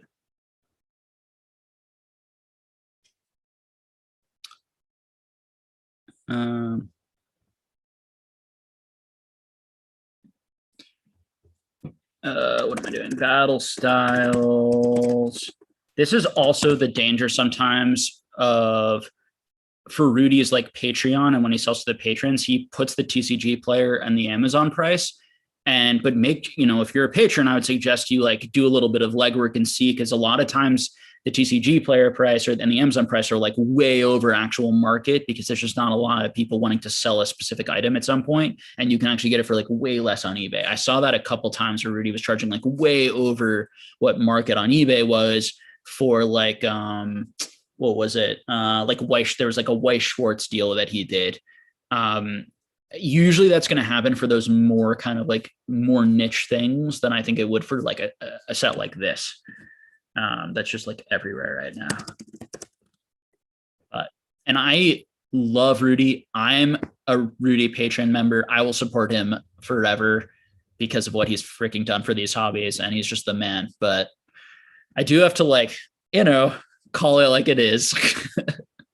I don't have to, but I've spent a lot of time on this channel not and just sort of avoiding it. Okay, so here we go. 90, guys. So this is where he's getting it. It's back up to 90. And people are buying it for 90, 91. So here, so yeah, so according to this, it's in the 90s. And so if he just looked at this quickly, that's where he's going to get that sort of data.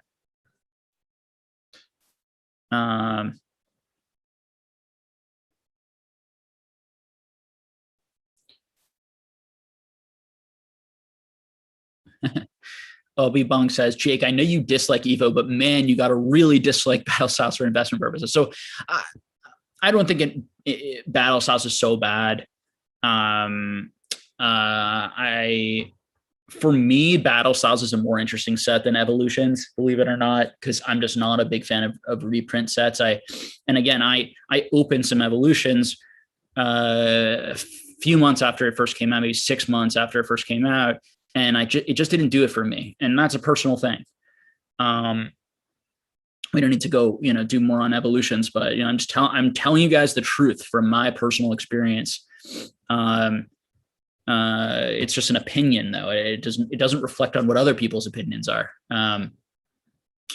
But Battle Styles at $72 that I was buying it for, I think I got it at 71. It felt good. Oh, and Random Effect is saying TCG player and 8% back on sealed product. Yeah, I think it was right. It was it today? Yeah, Thursday. So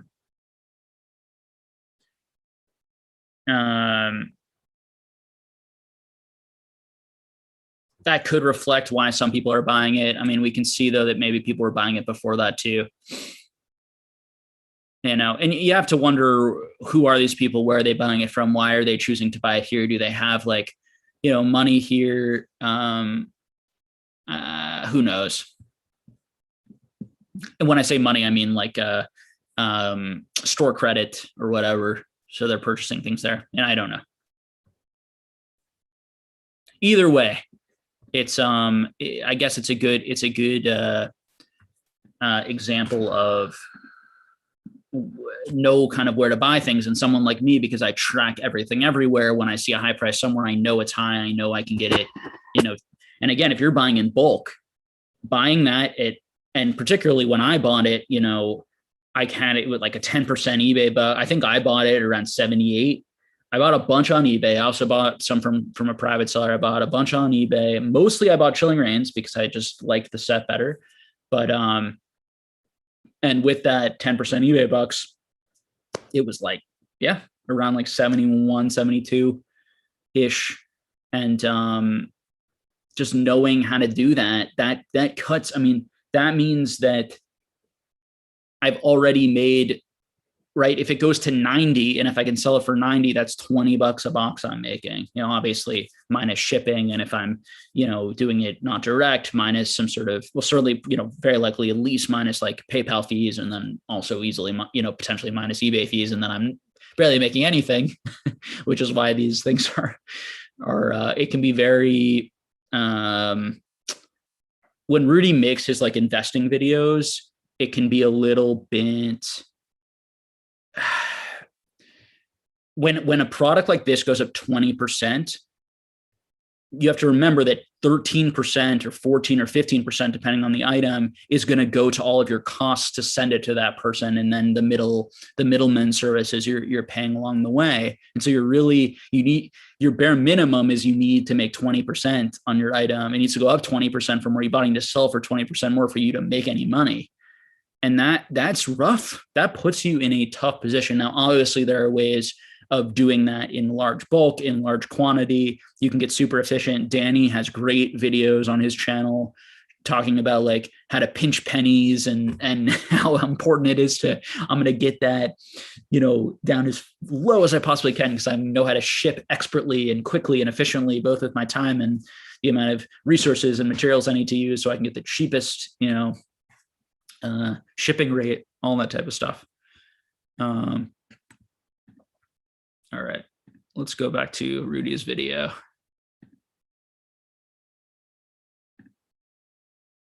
22. All right, back to officially confirmed that, but in my personal opinion, Pokemon's not going to use printer space for this. All right, so Let's look at the data. Battle Styles collapsed all the way down to $80, bottomed out in the last 90 days. It is now back above. It's out of the 80s, back into the 90s. No additional supply appears to be coming to market. Last I've heard, Chilling Reign and Battle Styles are technically out of print. Well, I mean, the printers are so backlogged, all the new sets and everything. They're not doing any more of it. I cannot officially confirm that, but in my personal opinion, Pokemon's not going to use printer space for those products. There's just no way. So, Battle Styles, back in the 90s, we bottomed out. I hope anyone out there was able to build their positions. I do think, I know it's kind of a hot take, I think by the end of 2022 here, within the next 12 months, Battle Styles is going to be back to 100, 110, 120 plus. Crazy, huh? Chilling Reign. It's possible. I'm not sure that take means anything. And that would be my criticism of that. And it feels like, what are you basing that off of?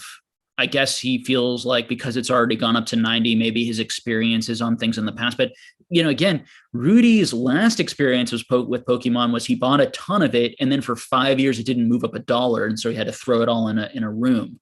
So I'm not really sure where those instincts are coming from that makes him think like it's going to go to 120 next. Or, it feels to me, and again, I don't have the experience that Rudy has doing this, but to me, it feels very much like everyone's just kind of guessing. But someone like Rudy, when he makes a guess or throws numbers out there, particularly in the positive way, it's going to make people more comfortable and confident. So they might buy it, and then it might make his prediction a lot more likely to become true, right? Him making that prediction may on the edge sort of, sway it that way. That's the old sort of argument of how a lot of these gurus, and I don't put Rudy in this category necessarily, but gurus kind of manipulate, whether it's intentional or unintentional, the market, and then they look like they're smarter, they know what they're talking about, when in reality they just sort of they have such a large following that they can move mountains with that following.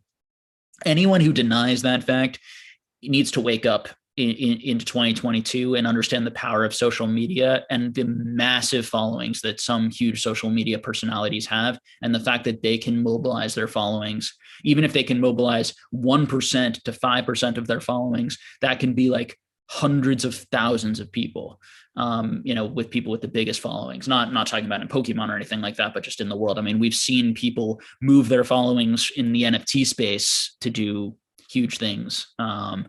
So just be careful. It is what it is. There's also, I also push back on being, and we had a great discussion on this in the Patreon and the Discord last night, around where's that line between like hating on businesses and hating on successful people and not trusting anyone and being sort of a conspiracy theorist, because you easily can go down that route too far, versus finding some sort of middle ground of like, I feel like I can protect myself. I feel like I have pretty good instincts around people who I should trust and shouldn't trust, to the point where I can still support people, support businesses. I can start my own business.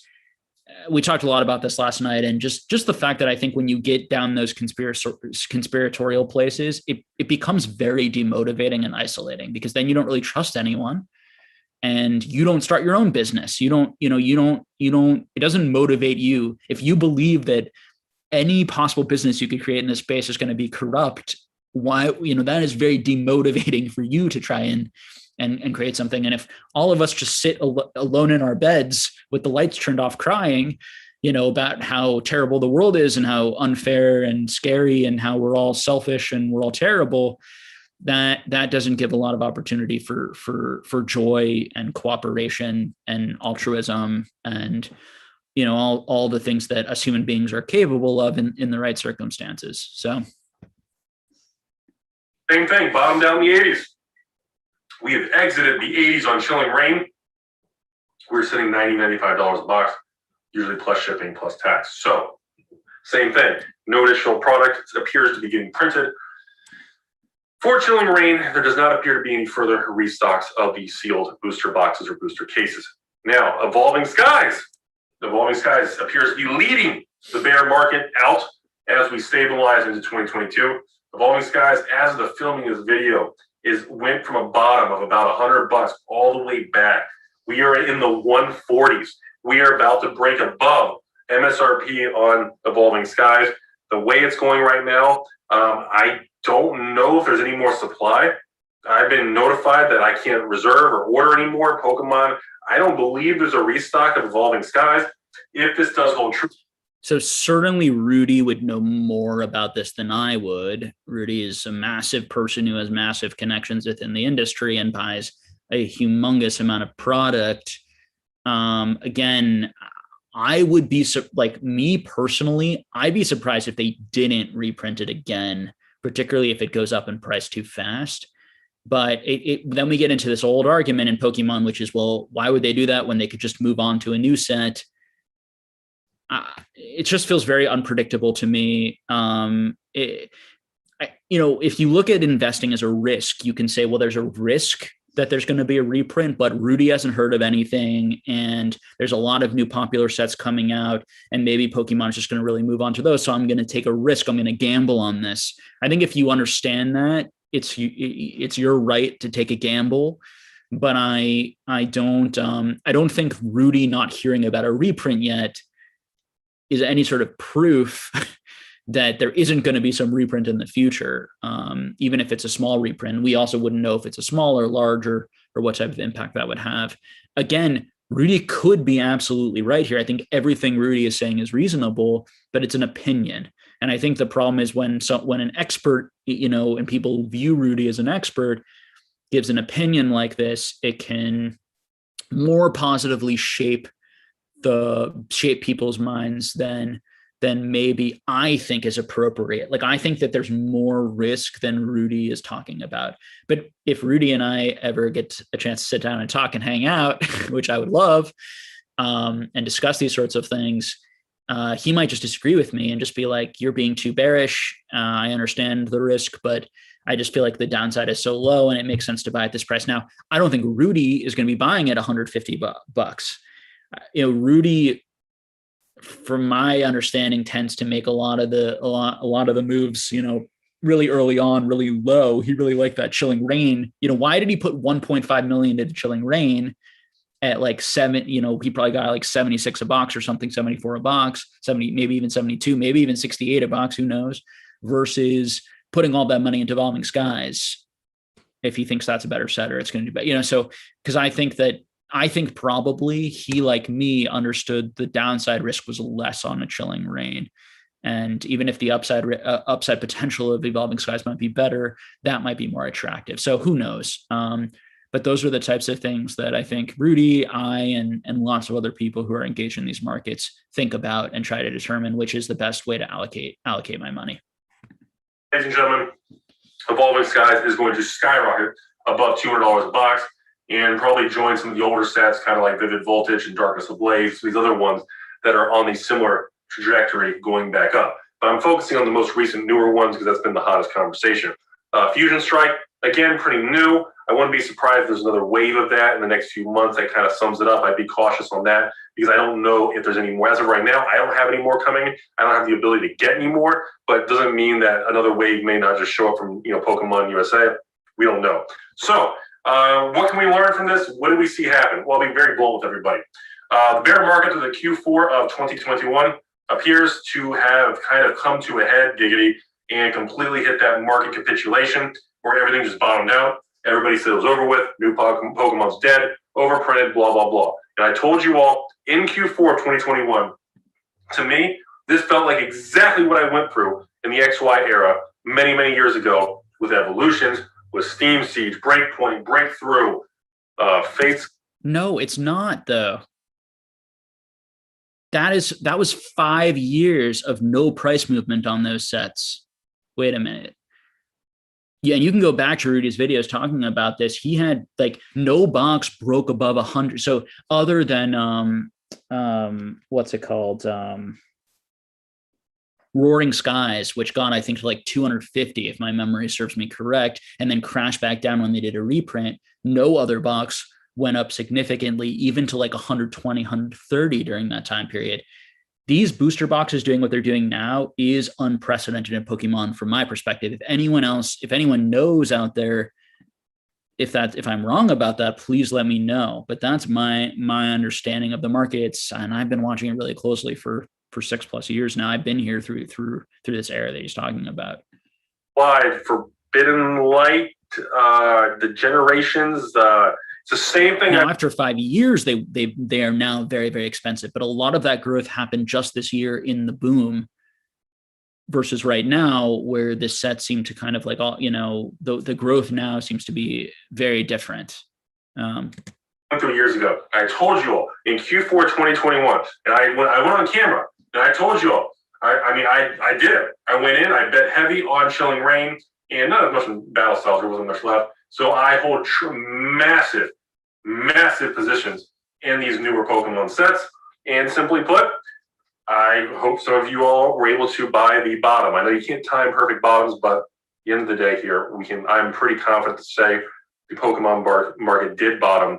And I don't want to be all dramatic. It's like bear market over, put a flag in the ground, you call it done. But you know what? Maybe I'll title this video, bear market done. Pokemon as a whole, though, is completely turned a corner. Look at any of these new sets. Go on TCG Player. Look at the lows from a few months ago. Look at the charts. Look at the data. Look at the quantities available that's for sale still. Compare that to some of the data that we discussed a few months ago on how many boxes were for sale. Everything has shifted. Sometimes I wonder that if these guys who get really big, they don't know the markets like a person like me, who's like engaged in the data all the time, because Rudy's spending most of his time like creating content, spouting out videos, and messaging back and sending out like thousands and thousands of packages to his like huge empire. Like, how could he sit there? Like, how could he know all the prices like I know them, or in all the different places? So sometimes I wonder if they're just a little bit removed from the market or what's going on, rather than they're like taking some of their arguments in bad faith, I guess. Because his comparison to like what is happening now reminds him of what happened with like evolutions. I have no idea what he's talking about there. Now I will say, I love Rudy. He's like the freaking man. He's hilarious. He's like probably one of the only people that I enjoy listening to a really bad take, and it doesn't even make me cringe because I just like him as a human being. But sometimes I think it does make me give him more of a pass because I really like him as a human being, and I just think he's really funny. And sometimes you get vibes from people like that's one of your guys. Like, I think he loves this stuff and is obsessed with this stuff and is analytical like I am. I feel like Rudy and I, and probably many, many people in this chat just have the same passion. And when you share a passion with someone, you really like, you want to agree with them, you want to like them, you want to get along with them. But I think Rudy's content on Pokemon over the last 6 months has been pretty erratic and pretty up and down. Right? I mean, if you look at my channel, I've said a couple of things. I think I said in December that now is the best time to buy Pokemon, probably, in the last couple of years, which was an obvious fact.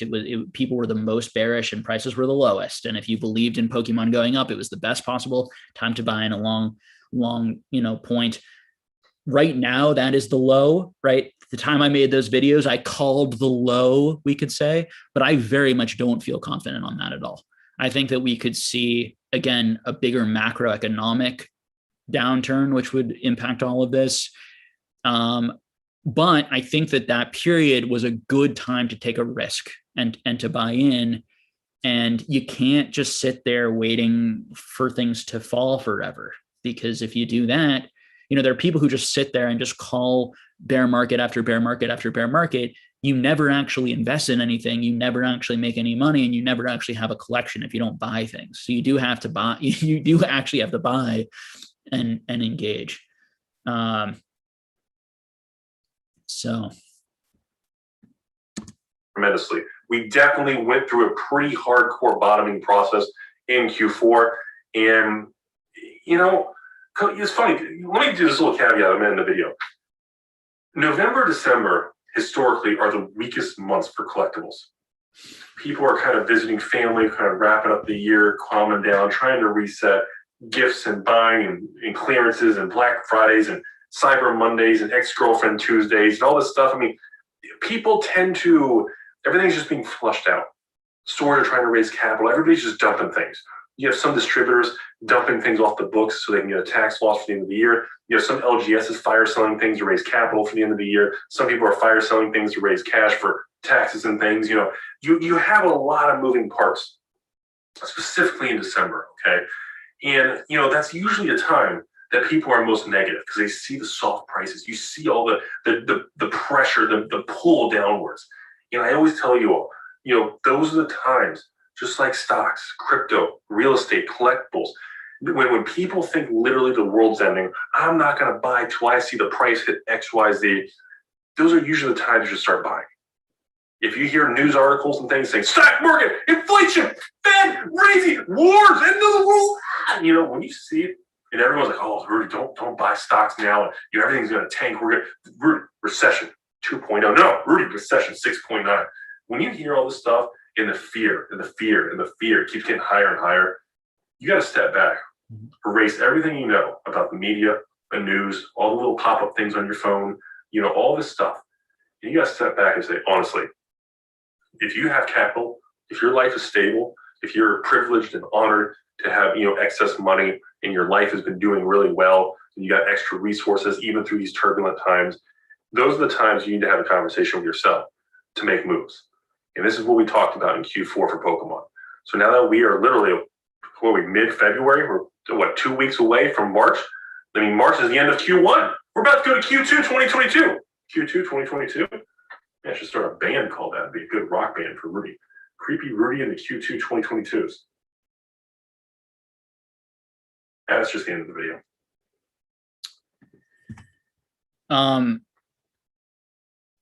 So, you know, I definitely agree, generally speaking, with that sentiment. The one caveat to that is that there sometimes are reasons why everyone's fearful, and they're right to be fearful.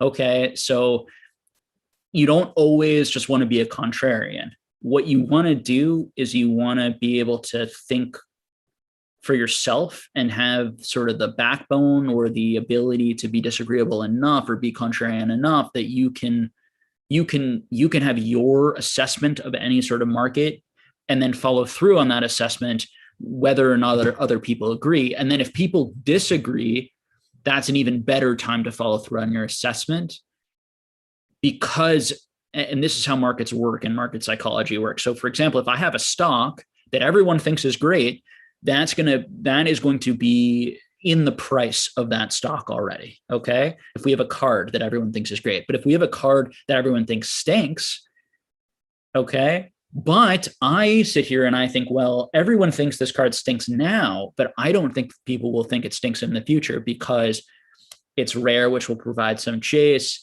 It is of a cool Pokemon. It has really cool art. I think people are just bored and tired of this specific card and set now, but I think in 5 to 10 years, they're going to rediscover it and want it again. Again, we've seen that time and time again.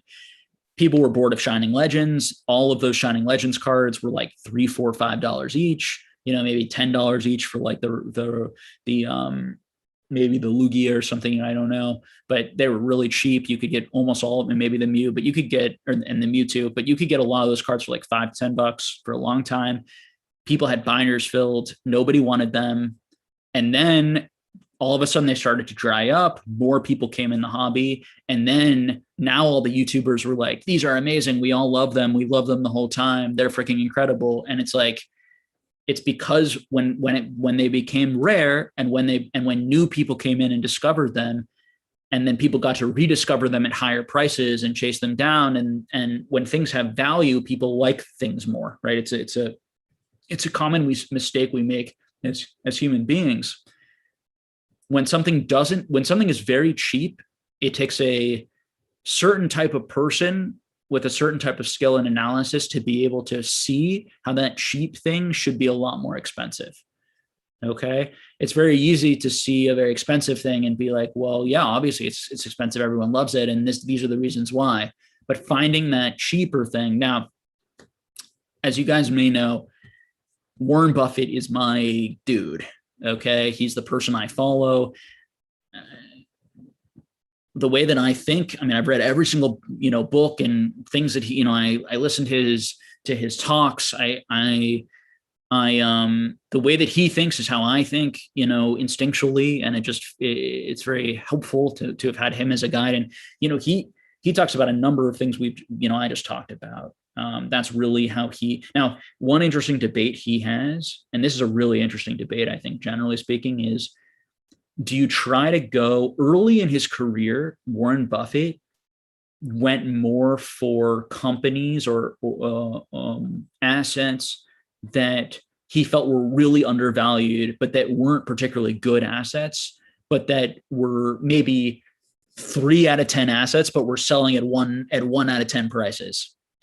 Later in his career, he moved more, and with the idea that the company, this thing isn't that good, but maybe we can fix it up and maybe we can make it great and maybe the upside is huge. Later in his career, he tended to drift and shift more towards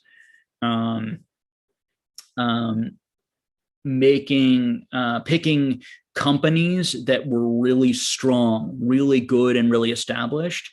And even if you have to pay a fairly high price for them, putting your money in those because they're going to outpace and outgrow.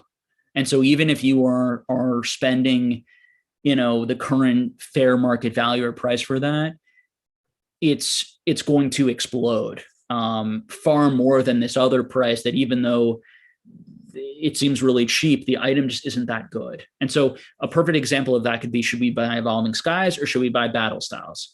Battle Styles is maybe the better value and the safer in some sense at like $72 a box, but maybe the Evolutions Booster Box in 104 is the better buy because it's going to explode in value. We're going to see a lot more multiples on it. That's the sort of thing we can see. Rudy chose the Chilling Reigns, it seems, which is similar to sort of Battle Styles, a slightly better Battle Styles, but the same sort of idea, versus going into an Evolving Skies, which is a higher price point, but potentially a much higher ceiling. So it's very interesting stuff. I don't think there's one right answer. One thing that Warren Buffett said too is that, and this kind of goes to what I was talking about maybe me and smaller people who are just more engaged on the day-to-day and have frankly more time and interest to be like super in the know on all of the numbers and the data. Warren Buffett said that he was a much better investor and when he was younger, and he knew much, much more about companies when he was younger. And then as he got older, when he was young, he used to pour through data because he had the time, and he didn't have so much capital. So the thing about Rudy is he has so much capital that he has to put into things that he just will like buy $1 million of that, buy $1 million of that, buy $1 million of that. He just gets it, and he has so much money coming in constantly. He just gets it into new things. When you have so much money to allocate, it's very difficult to find, doing a lot of like niche research and trying to find like really good deals on like smaller items that you can get a huge percentage on. It's just not worth your time. And so a very similar thing happened with Warren Buffett when early on in his career, he didn't have so much money. And so he was able to, his time, the time and energy he put into getting things right and really understanding things was extremely valuable because he didn't have money to put into everything or many things. Okay. Hopefully that makes sense to people. And it's part of why I think someone like Rudy or even SM Pratt or other people, they may not know the ins and outs of price data and of trends and of movement because they sort of have moved beyond that at this point in their careers. Now, maybe Scott Pratt, I'm not sure. I don't know how detailed he does on analytics or analysis, but certainly when Rudy talks about Pokemon, Rudy doesn't even know any of the sets, right? He doesn't even know the cards in the sets. He doesn't even know what the chase cards, he doesn't really know. He just knows that Pokemon's popular. He has a lot of money and he throws it in. So just have an understanding of the risk and all of that and sort of who you're listening to. And okay. So hopefully that is clear. It's why I applaud, frankly, someone like Danny Phantom, who's like putting the research and the analytics on those modern sets out for people so that people can really like seeing those numbers in that data can really, really help people make better decisions. I think a lot more than saying, I think it's going to go to 120 or 140 or 80 or whatever. Even though I think this Rudy video in a lot of ways is a more fun video to watch.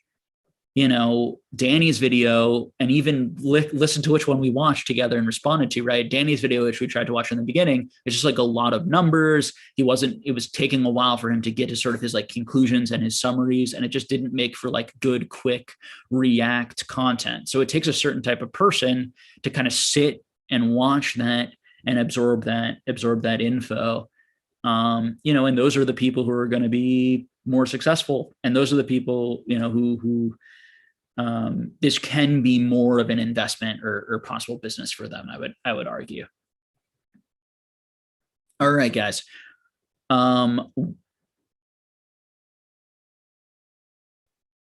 Let's see.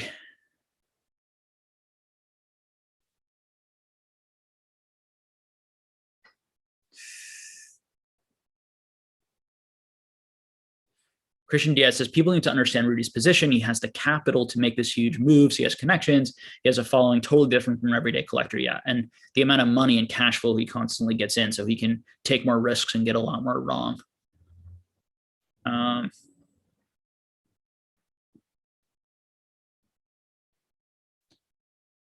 Kevin Clear said he already said in one video, Pokemon is not going below $75 He called that pretty accurately.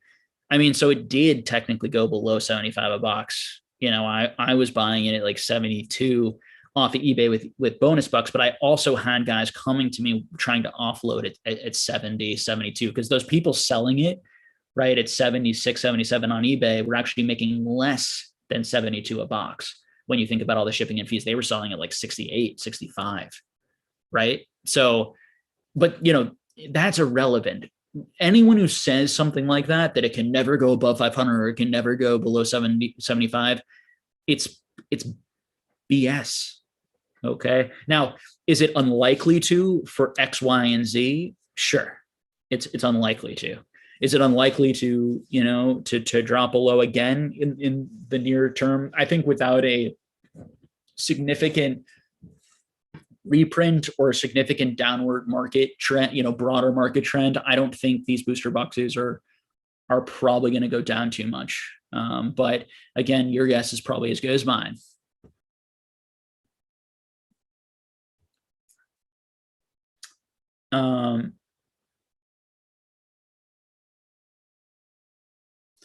Let's see.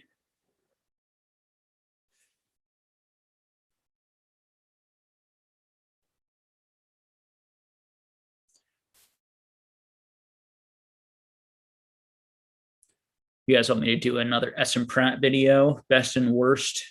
I don't think they're very good to react to, because Scott Pratt's best and worst videos, like there are like 4 sets he's choosing from, and he just picks like, I think what most people think is the best set, or most people think is the worst set. I'm not sure it's like that debatable, or, you know.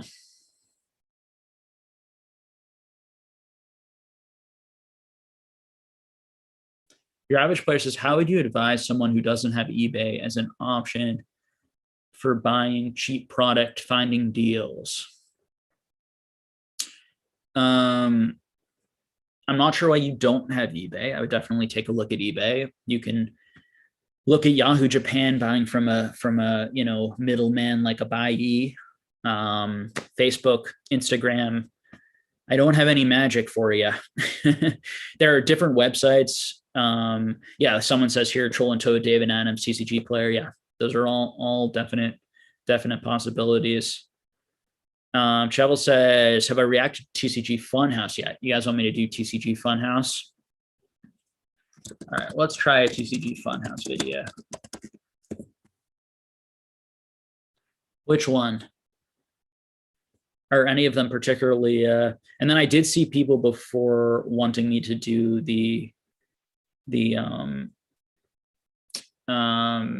that debate that PK, that Poking Knowledge and Bulba Squad had. San had And we can take a look at that video. I missed like the majority of that video, unfortunately, so I don't know. Is the beginning good to react to? Does it start slow? You know, it's probably a very long video, but we could probably look at that. Cher says, what's your favorite Sword and Shield set, personally, or for investment purposes, or for long-term, etc., different aspects? Gosh, my favorite Sword and Shield set. I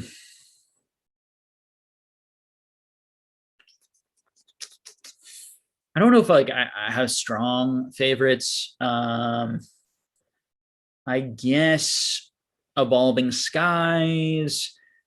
I think Brilliant Stars could have some potential. I really like character rares. I also really liked Vivid Voltage when it came out. You know, those are some of. I basically sort of agree with like everyone else.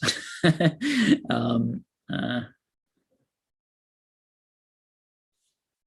see.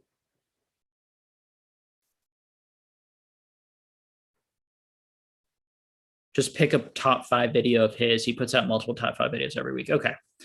Top 5, huh? Should we pick one that has lots of views? Is that usually a good sign of the biggest mistake people make? All right. You want a top 5?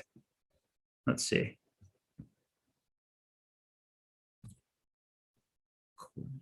Okay. Should we do how to start Pokemon card investing in 2022? All right. We want a top 5 of some sort. This sounds like, oh, here we go. Top 5. It says it in the thing. All right. First one.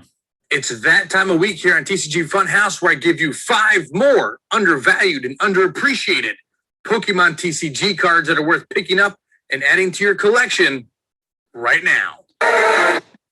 Christian, if you want to pick one of my old videos to react to, I could try. I don't really want to hear myself talk, but I would certainly be willing to. I think part of the problem with my videos is like they tend to be pretty long and, you know, conversation based and debate style based, and they're maybe not the best ones to react to. But I might have had some, particularly in my first 100 videos or so, that were, most of my first 100 videos were more a lot of those videos were a little bit shorter and a little bit more on like a specific subject. If you want to pick one that sounds interesting, we could throw it up. We could give it a try.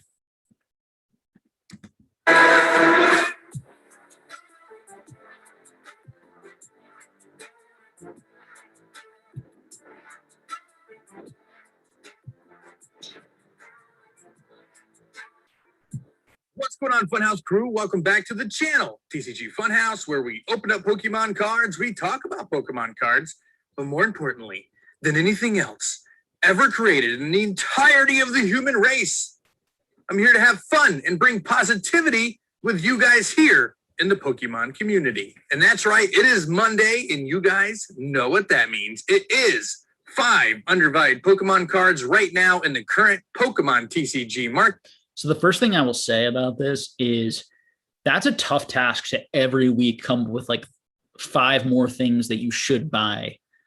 So I think that the fact that he has kind of set up that model where he has to come up with 5 things every week is interesting. And it also makes me think, like, is that like, why not just buy the first 5 things a bunch? Are they, you know, it as an investor, again, and this is Pokemon, it's not really investing, and these videos are probably just fun, and it's a way to be fair to him, it's a way to just kind of spread information and all these sorts of things. But if we really want to talk about like maximizing your money, you generally want to pick like one category, a few categories. Not everything is going to be the best, and there's not going to be like unlimited bests or good things to buy, if that makes sense. That I believe are worth picking up, adding, buying, storing away for your long-term investment, current investment, just to add to your collection, because they're absolutely freaking amazing type of video. We do it every single Monday here on the YouTube channel at 2 p.m. Eastern. So make sure you guys drop a sub and hit that notification bell so you don't miss any of those videos. Plus, we do 4 videos a week here on YouTube, all related to the Pokemon TCG. And as a reminder, right before we start diving into today's list, look at that. Yeah, that was my sound effects right there. Giveaway here on the channel, guys. Zacian V Union Special Collection is going to one lucky special subscriber here in the month of February. So make sure you stay tuned to the very end of the video to get all of your entry details for this amazing box. This is a great, great piece for your sealed collection. Or if you want to open it up and play with the cards, whatever the heck you want to do, because once you win it, it's yours. And if you want any behind the scenes activity that happens here at TCG Fun House, make sure you check the link in the description and become one of our patrons. That's right. Patreon is open for TCG Fun House. So become an official member of our crew by checking out that link in the description below. Gets behind the scenes, some exclusive stuff. All of our older videos are going to be moved from here on YouTube. Like everything we posted in 2019 has been removed and is migrating over to the Patreon. So make sure you guys go support us down there anytime you want to be an official member, an official supporter of the Funhouse crew. But without further ado, let's dive right into the list. And the very first card on the list today, in no particular order, is Lugia EX from Legendary Treasures. Lugia is one of those top Pokemon that always carry value. If you guys have watched my videos in the past, so right off the bat, just to be honest, like this is already a better video than the first one that we saw, because this is a card that not everyone's going to know about. This is actually useful for people to see this card. I like this. I like this, the format. I'm going to choose kind of maybe niche or more random cards from different eras, from different generations, rather than I'm just going to pick like the 5 most, kind of obvious sets that everyone knows about, and that is, more for the newer person. Now, do I think this is better for a newer person? No, I actually think the first video is probably best for a brand new person into the hobby, because they just sort of like get to hear the 5 most popular sets. I think one mistake we make, I make, and I think people in my chat make and on this channel make, is that we assume that all content is for us, or we assume that like, because content is not, it doesn't teach us anything new. It doesn't really go that in depth, and it tells us things that we obviously know because we've been in this community for a long time, that it has no value. When in reality, a lot of that content, when it's done in a respectful way, in an honest way, in a way that gives both sides, is actually really valuable in educating and teaching. So right off the bat, good start here. I'm not sure I necessarily agree, 100%. This is an amazing pickup, but I want to hear his arguments, and I'd also like to see the price point of this card, and would be happy to kind of talk about it. This is already a good start. I like to use the Funhouse facts to make good, smarter decisions on purchases, and F standing for fan favorites is one of these Pokemon. Lugia is always sought after, always one of the most collectible Pokemon, and they always carry value, short-term and long-term, anything like that. And the Lugia EX from Legendary Treasures is really cool because it has that blue border. It's from the black and white era. It's got that blue border from when like the Team Plasma cards were being printed. And it's just very unique. It was printed a couple of times, actually, which is one of the reasons why it's already not like a $20, $30 card. Right now, current market price over on TCG Player is $8.27 for this ultra rare Lugia EX. And this is actually the more affordable of this artwork, but this artwork was printed a couple of times. I wouldn't mind getting all of these. The other one is from another plasma set. It's a couple more dollars. And I think there was a Black Star promo that was similar to this one as well. But I agree with him. I think this is, and I'm noticing the title of his video is not top 5 things to invest in right now. It says you should be adding these undervalued Pokemon to your collection versus like, here are some cards you might want to add to your collection, some cards I think you'll enjoy. This is a card that I think for $8, a lot of people will enjoy, It's from an expensive box. It's a Lugia. I mean, when we talk about like full art Lugias, rainbow rare Lugias, in high grade, we're talking about many hundreds of dollars up to maybe $1,000, depending on the card. And then obviously in vintage, we're talking, $50,000, $80,000 for like the PSA 10 first edition, Neo Gen Lugia or something like that. So I think particularly if you can get this card in good grade, one thing he hasn't said yet, and he might, is that there's a big difference in the condition. Okay. So when you're buying this off TCG Player, my experience with this era there is that I have not had great experience personally getting like gradable cards off of TCG Player from this era. I get a lot of 7s and 8s. More 7s, I think, when I buy near mint. great binder copies, not cards that I would consider at all investable though. These are not, that doesn't mean they won't go up over time. I think that a near mint copy of this could. I just think that when you're investing, you really want to be looking more in those condition rarity. You want to be looking more in trophies. You want to be looking more in PSA 10, PSA 9 condition rarity type cards, which make the item a lot rarer. Or sealed product potentially of some sort. So, but in terms of his titling here, like a cool card to add to your collection for like $8 that is going to go great in the binder, that's of an awesome Pokemon from Black and White era, makes sense. The Legendary Treasures is the most affordable one, but again, all three of them would be fine. Focus on near mint condition. You want to buy as good a condition as you can as possible. But Lugia is just one of those Pokemon that's easy to unload down the road if you want to. Is this a retirement card, an end-all be-all card? No. But can I see this going from $8 to $11 in the next year or so?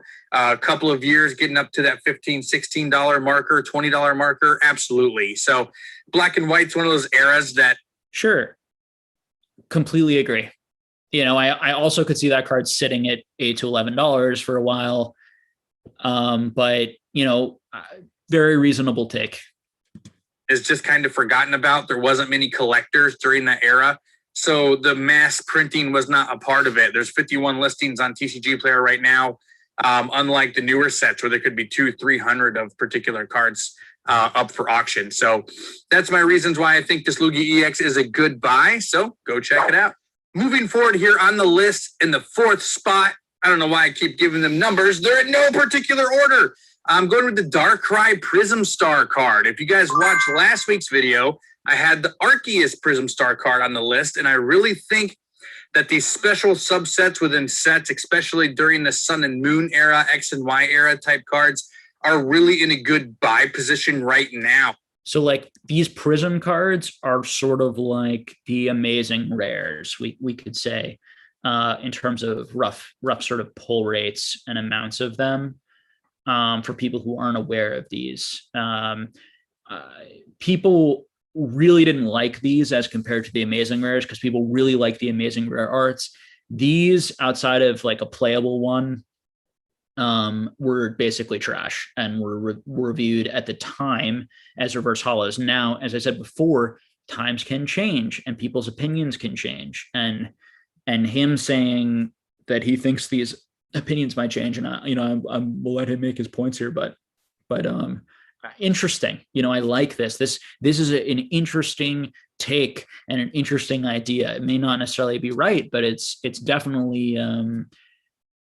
this is a more sophisticated video with more sophisticated cards that's going to spark more sophisticated conversation. And Darkrai being my second favorite buy of all the Prism Star cards, it is very, very affordable at only $2.91 per market price. And a lot of people love Darkrai. The only other Prism Star that I think could potentially push it would be like the Ditto card as well. Another fantastic buy. But people love Darkrai. It's probably, after Umbreon, people's favorite dark type. It's definitely one of the more popular mythical Pokemon of all time. It got a little bit of a shake, a little bit of a rub here during Legends Arceus. You're able to get Darkrai, a quest chain for Darkrai if you had certain saved data on your console while playing Legends Arceus. So make sure you guys go check that out if you weren't aware. But the Prism Star cards in particular kind of fall under the same category for me as amazing rares and break cards and things like that, as subsets of an era that people are going to remember, and they're going to be a little more sought after than, maybe like a standard EX or GX or a standard holographic from a certain era, because they're going to have some nostalgia. Everybody who collected.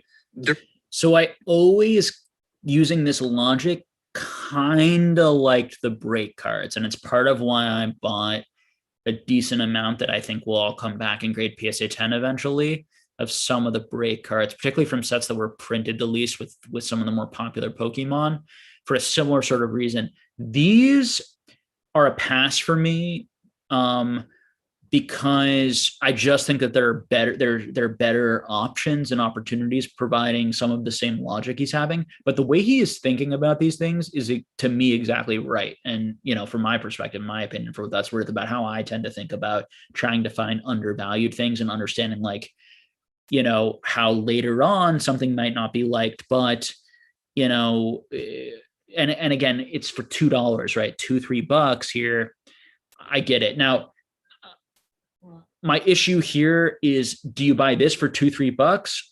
And we're talking super, super low end here, or do you buy like 3 baby shinies for $3?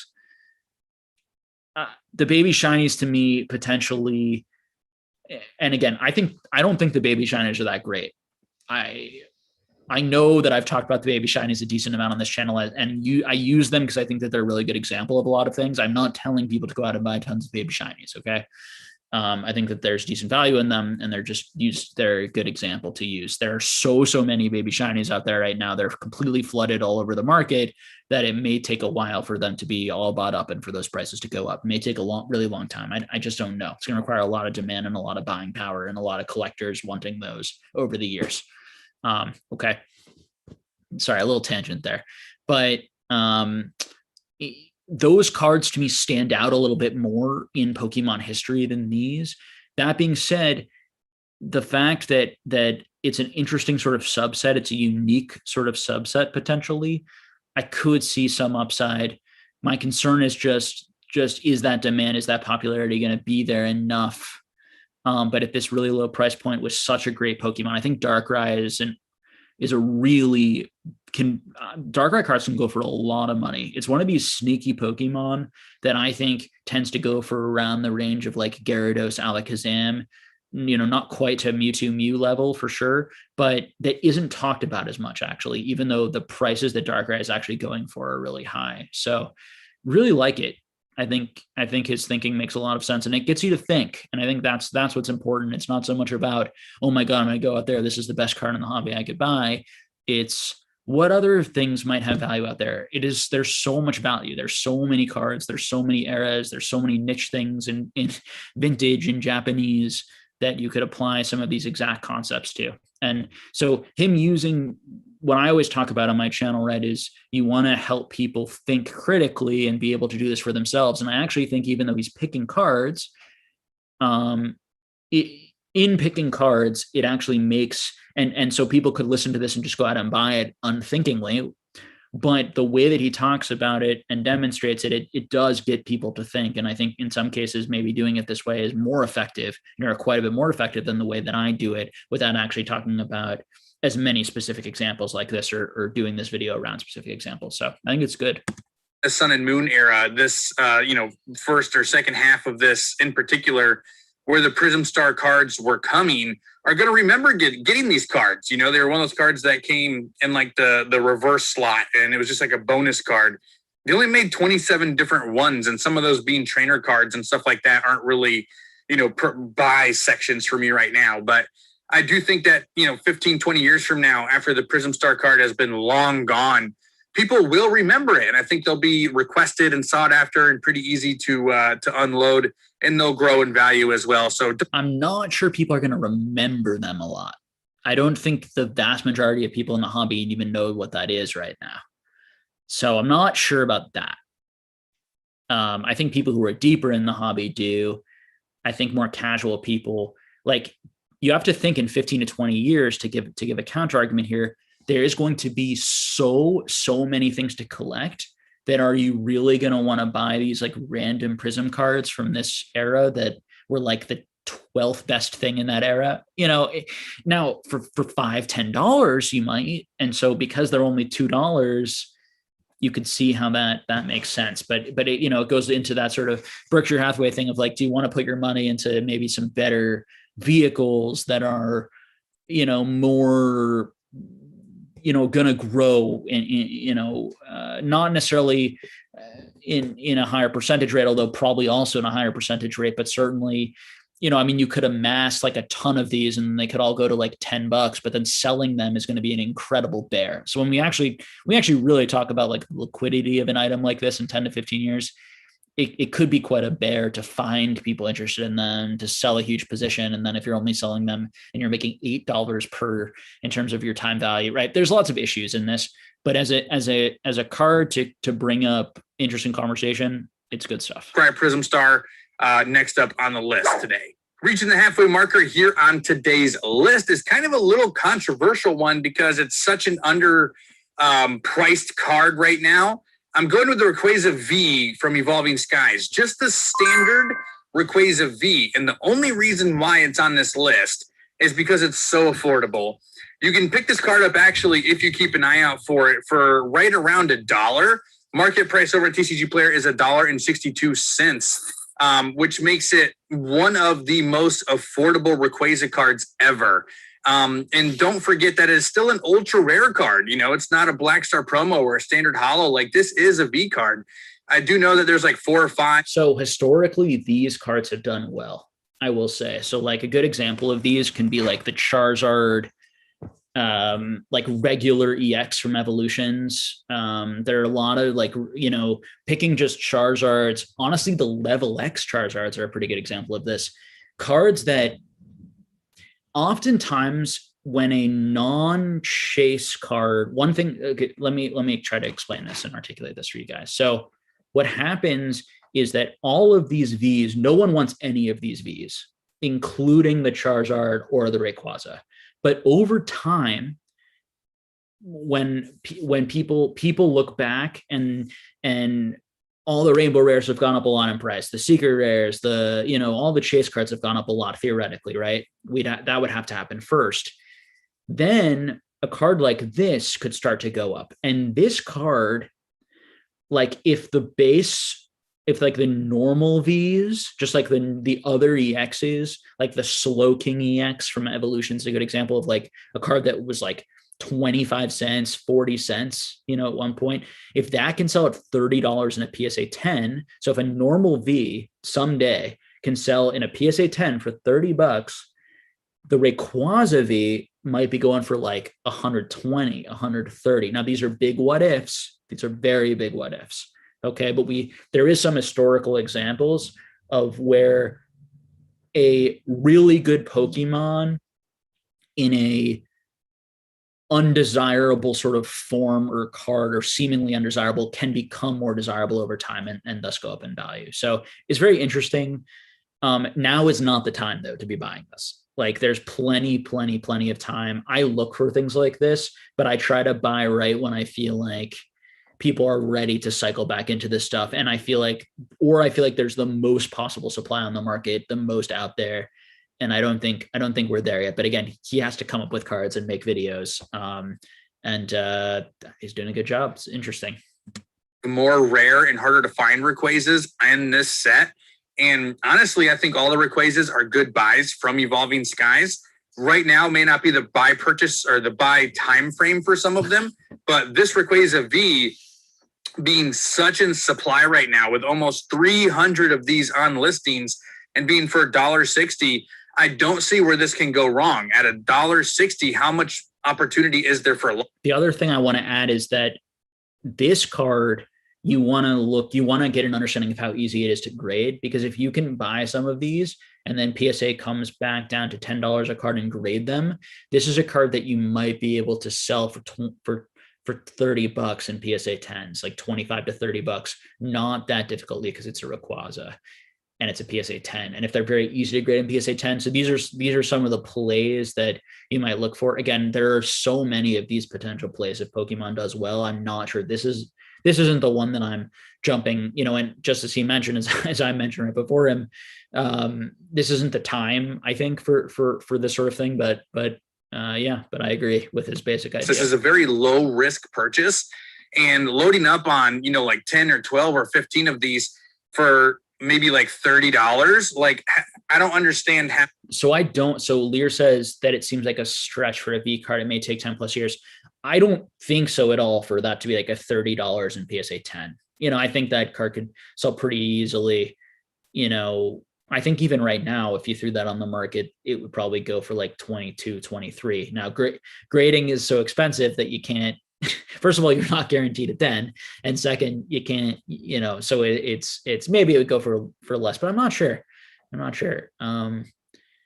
Just because there are none. And someone might want it, some people might want it, but whatever. But it's You'd be amazed at the junk that sells for like 20 to 30 to 40 bucks. That's worse than this. So.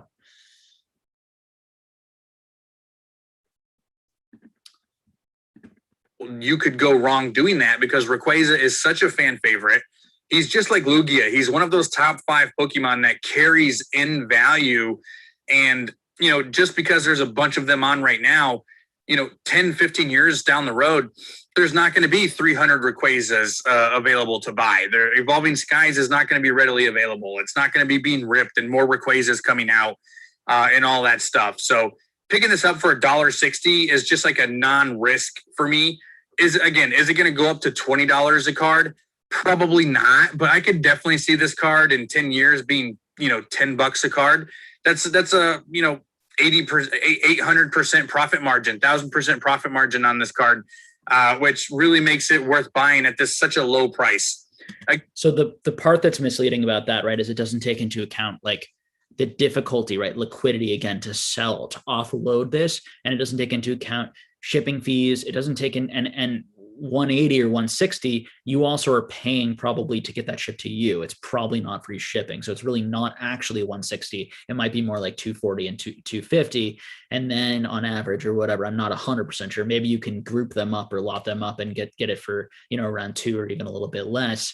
So again, when you talk about these really low, and if you're really talking about these in a serious way, as a business or as someone who's going to flip them, when you talk about plays like this, you really have to be conservative with your numbers. So for example, like I would be super conservative with what I think I can sell this for and what I think I can get it for. And if in my conservative estimates, I'm not like doubling or tripling or quadrupling or 5xing my money in like a few years on a card like this, it's just a pass right now. And again, you can't predict these things, but so just a kind of a small point there. But I think an important point, don't kid yourself. Like, and I think a lot of people who watch these videos in general have never sold Pokemon cards and they just want to own cards that are valuable. And there's nothing wrong with that. But there can be a danger in that when you're buying into credit and you're justifying it as an investment when like it's not actually sellable. And you don't have the skills or know how to sell it. And these are the hard truths that can be uncomfortable. And it's, you know, it's not going to be exploding, you know, $10,000, $50,000. Like that's not this type of card, but it's really like a can't miss at this price point. So for $1.60, why would you not add this and like 10 of these to your collection right now? As we continue these lists, guys, you're going to start to notice that I'm putting less and less vintage cards on these lists because vintage cards are just very, very volatile right now. There still are some buys in there, but with supply and demand fluctuating so much on vintage, it's kind of hard to find undervalued and underappreciated cards right now. So this list today is pretty much all like modernish type cards. And I've really been focused on like X and Y, black and white, early sun and moon era stuff because I find that as a very underappreciated era right now. So as we move forward, Zapdos from Team Up, the stamped promo that came in the pre-release boxes is here on the list because it's very affordable. Again, it's only $3.72 on its market price for a legendary bird, fan favorite Pokemon. And you guys know how I love the stamped promo cards. I love adding them to my collection. I really think that these stamped promo cards stand out as special cards over, again, like just your regular EX and GX cards. Like those are cool. Those are fantastic. I love ultra rares, but like these stamped promos trump that for me. And they're very unique. They were only available inside of these pre-release kits. So there's only as many of these Zapdoses as 25% of the pre-release kits that were printed, as opposed to how many ultra rares could come outside of these booster packs. And the fact that this card, even after the 3-4 years it's been since Team Up was out, at $3.72 is extraordinarily undervalued for me. Now, this card is in a weird position because everybody wanted to open those Team Up ones, because if you don't know, there's a stamped Charizard Team Up card that everybody wanted. And so many people were opening these pre-release kits to try to get that Charizard Team Up promo, which left the Zapdos and the Jirachi, who would be another good buy, at such low prices because they're opening these kits. It's not a Charizard. So Zapdos all of a sudden becomes a negative card. It's like, no, it's not the Charizard. I'm bummed. It's only the Zapdos, to where like regularly a Zapdos stamped promo would be a fantastic card and a fantastic Pokemon to give a stamped promo to, which makes it a very unique buy. And as time goes on, these cards will become more and more rare and less. So I'll be honest with you guys. I've been buying some pre-release cards and some of these cards, including this card and some other cards. Yeah, I normally don't talk a lot about like what I'm buying or what I'm actively buying. I have picked some up. You know, I'm not picking massive amounts of any one of them up. I like them as a collector piece. I think they're cool. But I will tell you, I'm being careful and I'm trying to buy them in lots. And I'm also, as I always do, and I'm trying to also buy like high graded ones. And I'm trying to get a sense of how well they grade and which one grades. And I'm tend to go for some of the cheaper ones. And, you know, some of my favorite Pokemon like Zapdos when it's only a few bucks. This is the type of thing of these that I'm looking for. I think there are other stamped, you know, or some staff ones I think are quite a bit overvalued. And some regular pre-release ones I think are overvalued. It's a whole niche area, particularly when we go. I even prefer the way more vintage ones, from all the way back in even into the original Nintendo EX era, when you can find them for reasonable prices. So there's a lot. I think it's a cool subset. It's pretty niche, but I like that it connects to each set. And I think that can make it less niche over time, because I think people can fall in love and connect with sets, and it can be easier to find this card and want this card to complete your set than even like a world promo or stamped, you know, some sort of other sort of stamped or staff or, you know, type item. So I like it. I really do. I think of all of the cards, this is probably the one that I feel is the most undervalued of the ones that he's said. And probably the one that I like the best as a collector. I find kind of the most kind of cool and interesting. You know, his comment though about how many of these there are versus like an ultra rare, I really don't know. I've had conversations with people to try to estimate on like how many they think of these there are. And I've tried to do my own estimates on like some of those ultra rares. Like some of those ultra rares that are not that many, because even if Pokemon prints 500,000 or 1 million booster boxes of a set, or even more, 2 million, 3 million, when you talk about like a rainbow rare, and if you have like 12 rainbow rares in a set, and I'm, you know, talking about like the Sun and Moon era, for example, and you have like 12 rainbow rares in a set, you're talking about like one of every like, and it's one of every 72 packs, you're talking about roughly like what, 34-ish potentially packs or booster boxes you have to open to get that single card. And when you divide, you know, 500,000 or 1 million or a couple million by 34, you end up only getting, you know, 15,000, 30,000, 45,000, you know, 60,000 copies in the world, which for those who know, like I like using Masaki's as a number, they're about 30,000 to 35,000 of a lot of those Masaki promos. So we're talking there isn't that much more of that card. Now, how do I think that relates to this card? I'm not sure. Maybe in the same realm. I really don't know. I really don't know. But it'll be interesting to see over time. We could find out that these are fairly rare and people just kind of passed up on them for a lot of years, and then they end up way outperforming. I certainly like this better than some $2,000 modern promos that, you know, I just don't think are so much better than this.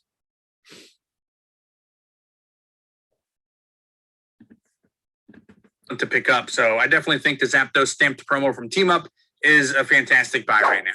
Everybody loves shiny Pokemon, and there are actually a lot of shiny Pokemon cards printed in the Pokemon TCG that a lot of people don't even know about. And two of my favorites that are here on the list, as you guys know, I like to give you guys like a couple of cards in the last slot, is the Yveltal and Xerneas Shiny EX Black Star promos during the X and Y era.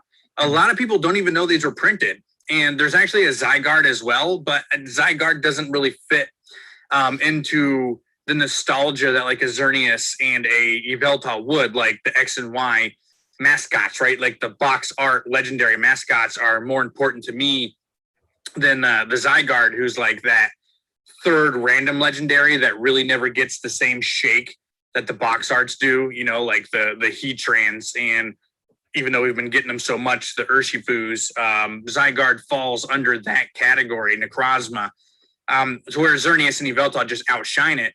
And these cards are actually very affordable as well. The Xerneas pushing about $3.90 market price, and Yveltal at $4.59 for shiny variants of a legendary Pokemon is absolutely amazing. So yes, they're Black Star promos. And again, during the X and Y era, we weren't in this era of like mass printing. And so, 55 to 65 of these cards over on TCG Player is not crazy. That's not flooding the market of these shiny variant cards. So I like the Xerneas and Yveltal take here. I too believe that people in their 30s undervalue any Pokemon that is not Gen 1, Gen 2. And I think even like 20-year-olds and mid-20-year-olds who might be like more Gen 3, Gen 4 even, undervalue, Gen 5, Gen 6. And if you believe that new generations are really getting into this and playing the games and appreciating these characters, I do think you're going to have people who are looking for Xerneas cards, and that you're going to see the gap close over time on specific Pokemon and sort of our favorites and the ones we grew up with and connected with the most, if everything goes right for Pokemon. I like that. At this price, I have no problem with these cards. I'm not sure these would be the ones I'd go for. Again, I think there are better ones.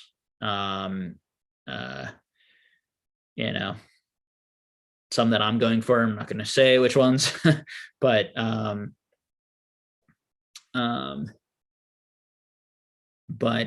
like it.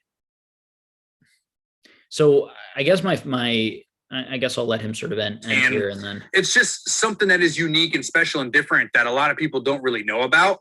But down the road, when we're even farther away from X and Y, and shiny Pokemon are always that special, unique thing. I just watched a video on YouTube where they said that like the rarity of shiny Pokemon is one of the reasons why Pokemon video games have been such a significant dominating factor in the entire video game world. And we have so much memories around it. We all remember our first shiny. We all remember all that, that huge burst of adrenaline when that shiny pops up after you've been hunting it for so long, or just the random full odds shiny that pops up. It's just so nostalgic and it's so like powerful. So getting shiny Pokemon cards gives me kind of that same feeling. And when you have ones that aren't necessarily overly known about or overly put in people's collections, I think that's awesome. So Yveltal and Xerneas shiny EX Black Star promos are here, finishing off today's list. Thank you guys so much for hanging out with me today. That is my full. So I'm going to end this one there. Really great video, I thought. Didn't go, and I know he said that vintage prices are down. That's why I didn't talk about it. I have watched a couple of his videos, and I have not loved his takes on vintage as much. I don't think my sense in listening to him is that he does not follow the vintage market like he follows the modern market. When he talks about the modern market, I feel like he really knows what he's talking about. He's watching it probably day to day. He really understands the price. He's picking out like really unique niche cards for really good reasons why they might do well in the future, all these types of things. When I hear him talk about vintage, I feel like he picks things often that, like first edition commons and uncommon things that like he's not, I really don't think he's right about. And I don't know, maybe we'll watch another one of his videos sometimes where he goes more into vintage, but this video I think was pretty stellar. And again, it's not about necessarily agreeing with all of his picks. It's more about getting you to think. It's fun. It's fun having those debates and conversations. All right, guys. It is about 2:15 here.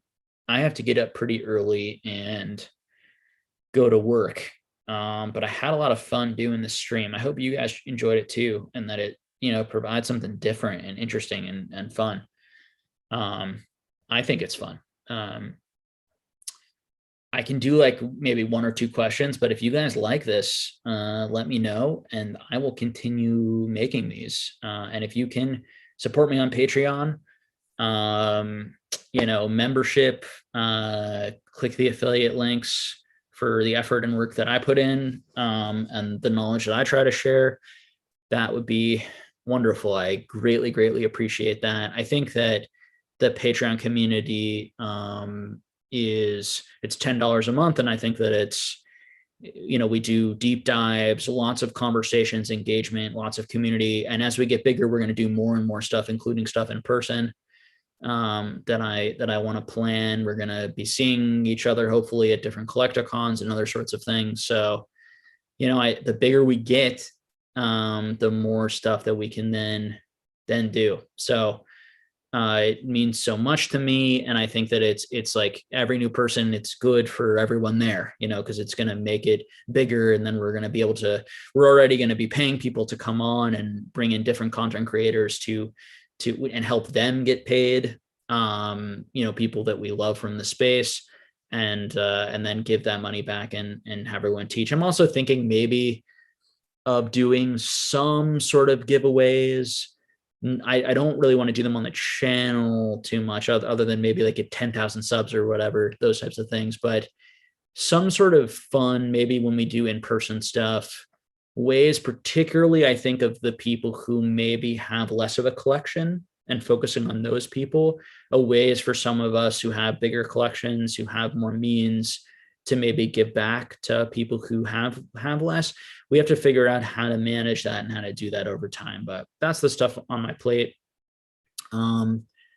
Anyway, just really appreciate everyone. You guys are the best. Thanks for hanging out with me late night and dealing with I know we had about, over 100 people most of the night, and that's pretty impressive.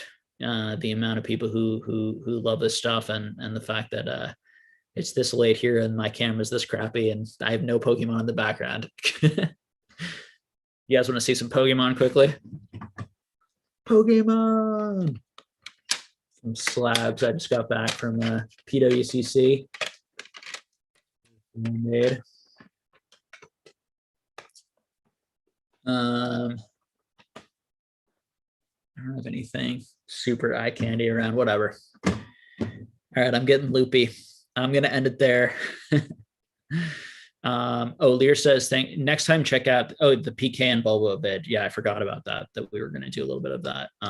Yeah, I think I'm too tired to do it right now, but we can definitely respond to that. I'm sure they'll be doing a lot more content. Definitely happy to reply to those videos. And if anyone out there wants to make a list, for next time, keep a lookout for videos you see and you think it'd be interesting for me to do a response to.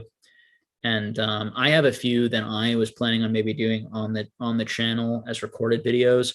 Maybe it's more fun to just do them live like this and just kind of do them random and get my live, I don't edit any of my videos anyway, but get sort of the one takes. Sometimes I do a second take when I've said something I wish I didn't say. So in this, you're getting the full thing. All right, guys. So everyone have a good night, and I will catch you all. Guess I can stop sharing, and I will catch all of you soon for the Patreon members this weekend. On this Sunday at 12 p.m. We're going to be doing our monthly Zoom call where we all get on a call together. People can turn on their cameras, they can ask questions, they can engage in discussion, debate in person. We can see each other online at least and do it that way. And I really want to encourage people to turn on their cameras and be more and more involved in that discussion, and for it to be a community group thing as much as possible. So we're at about 260 patrons now and growing, and I've got plans when we hit hopefully 500 someday and 1,000, the things that we can do. So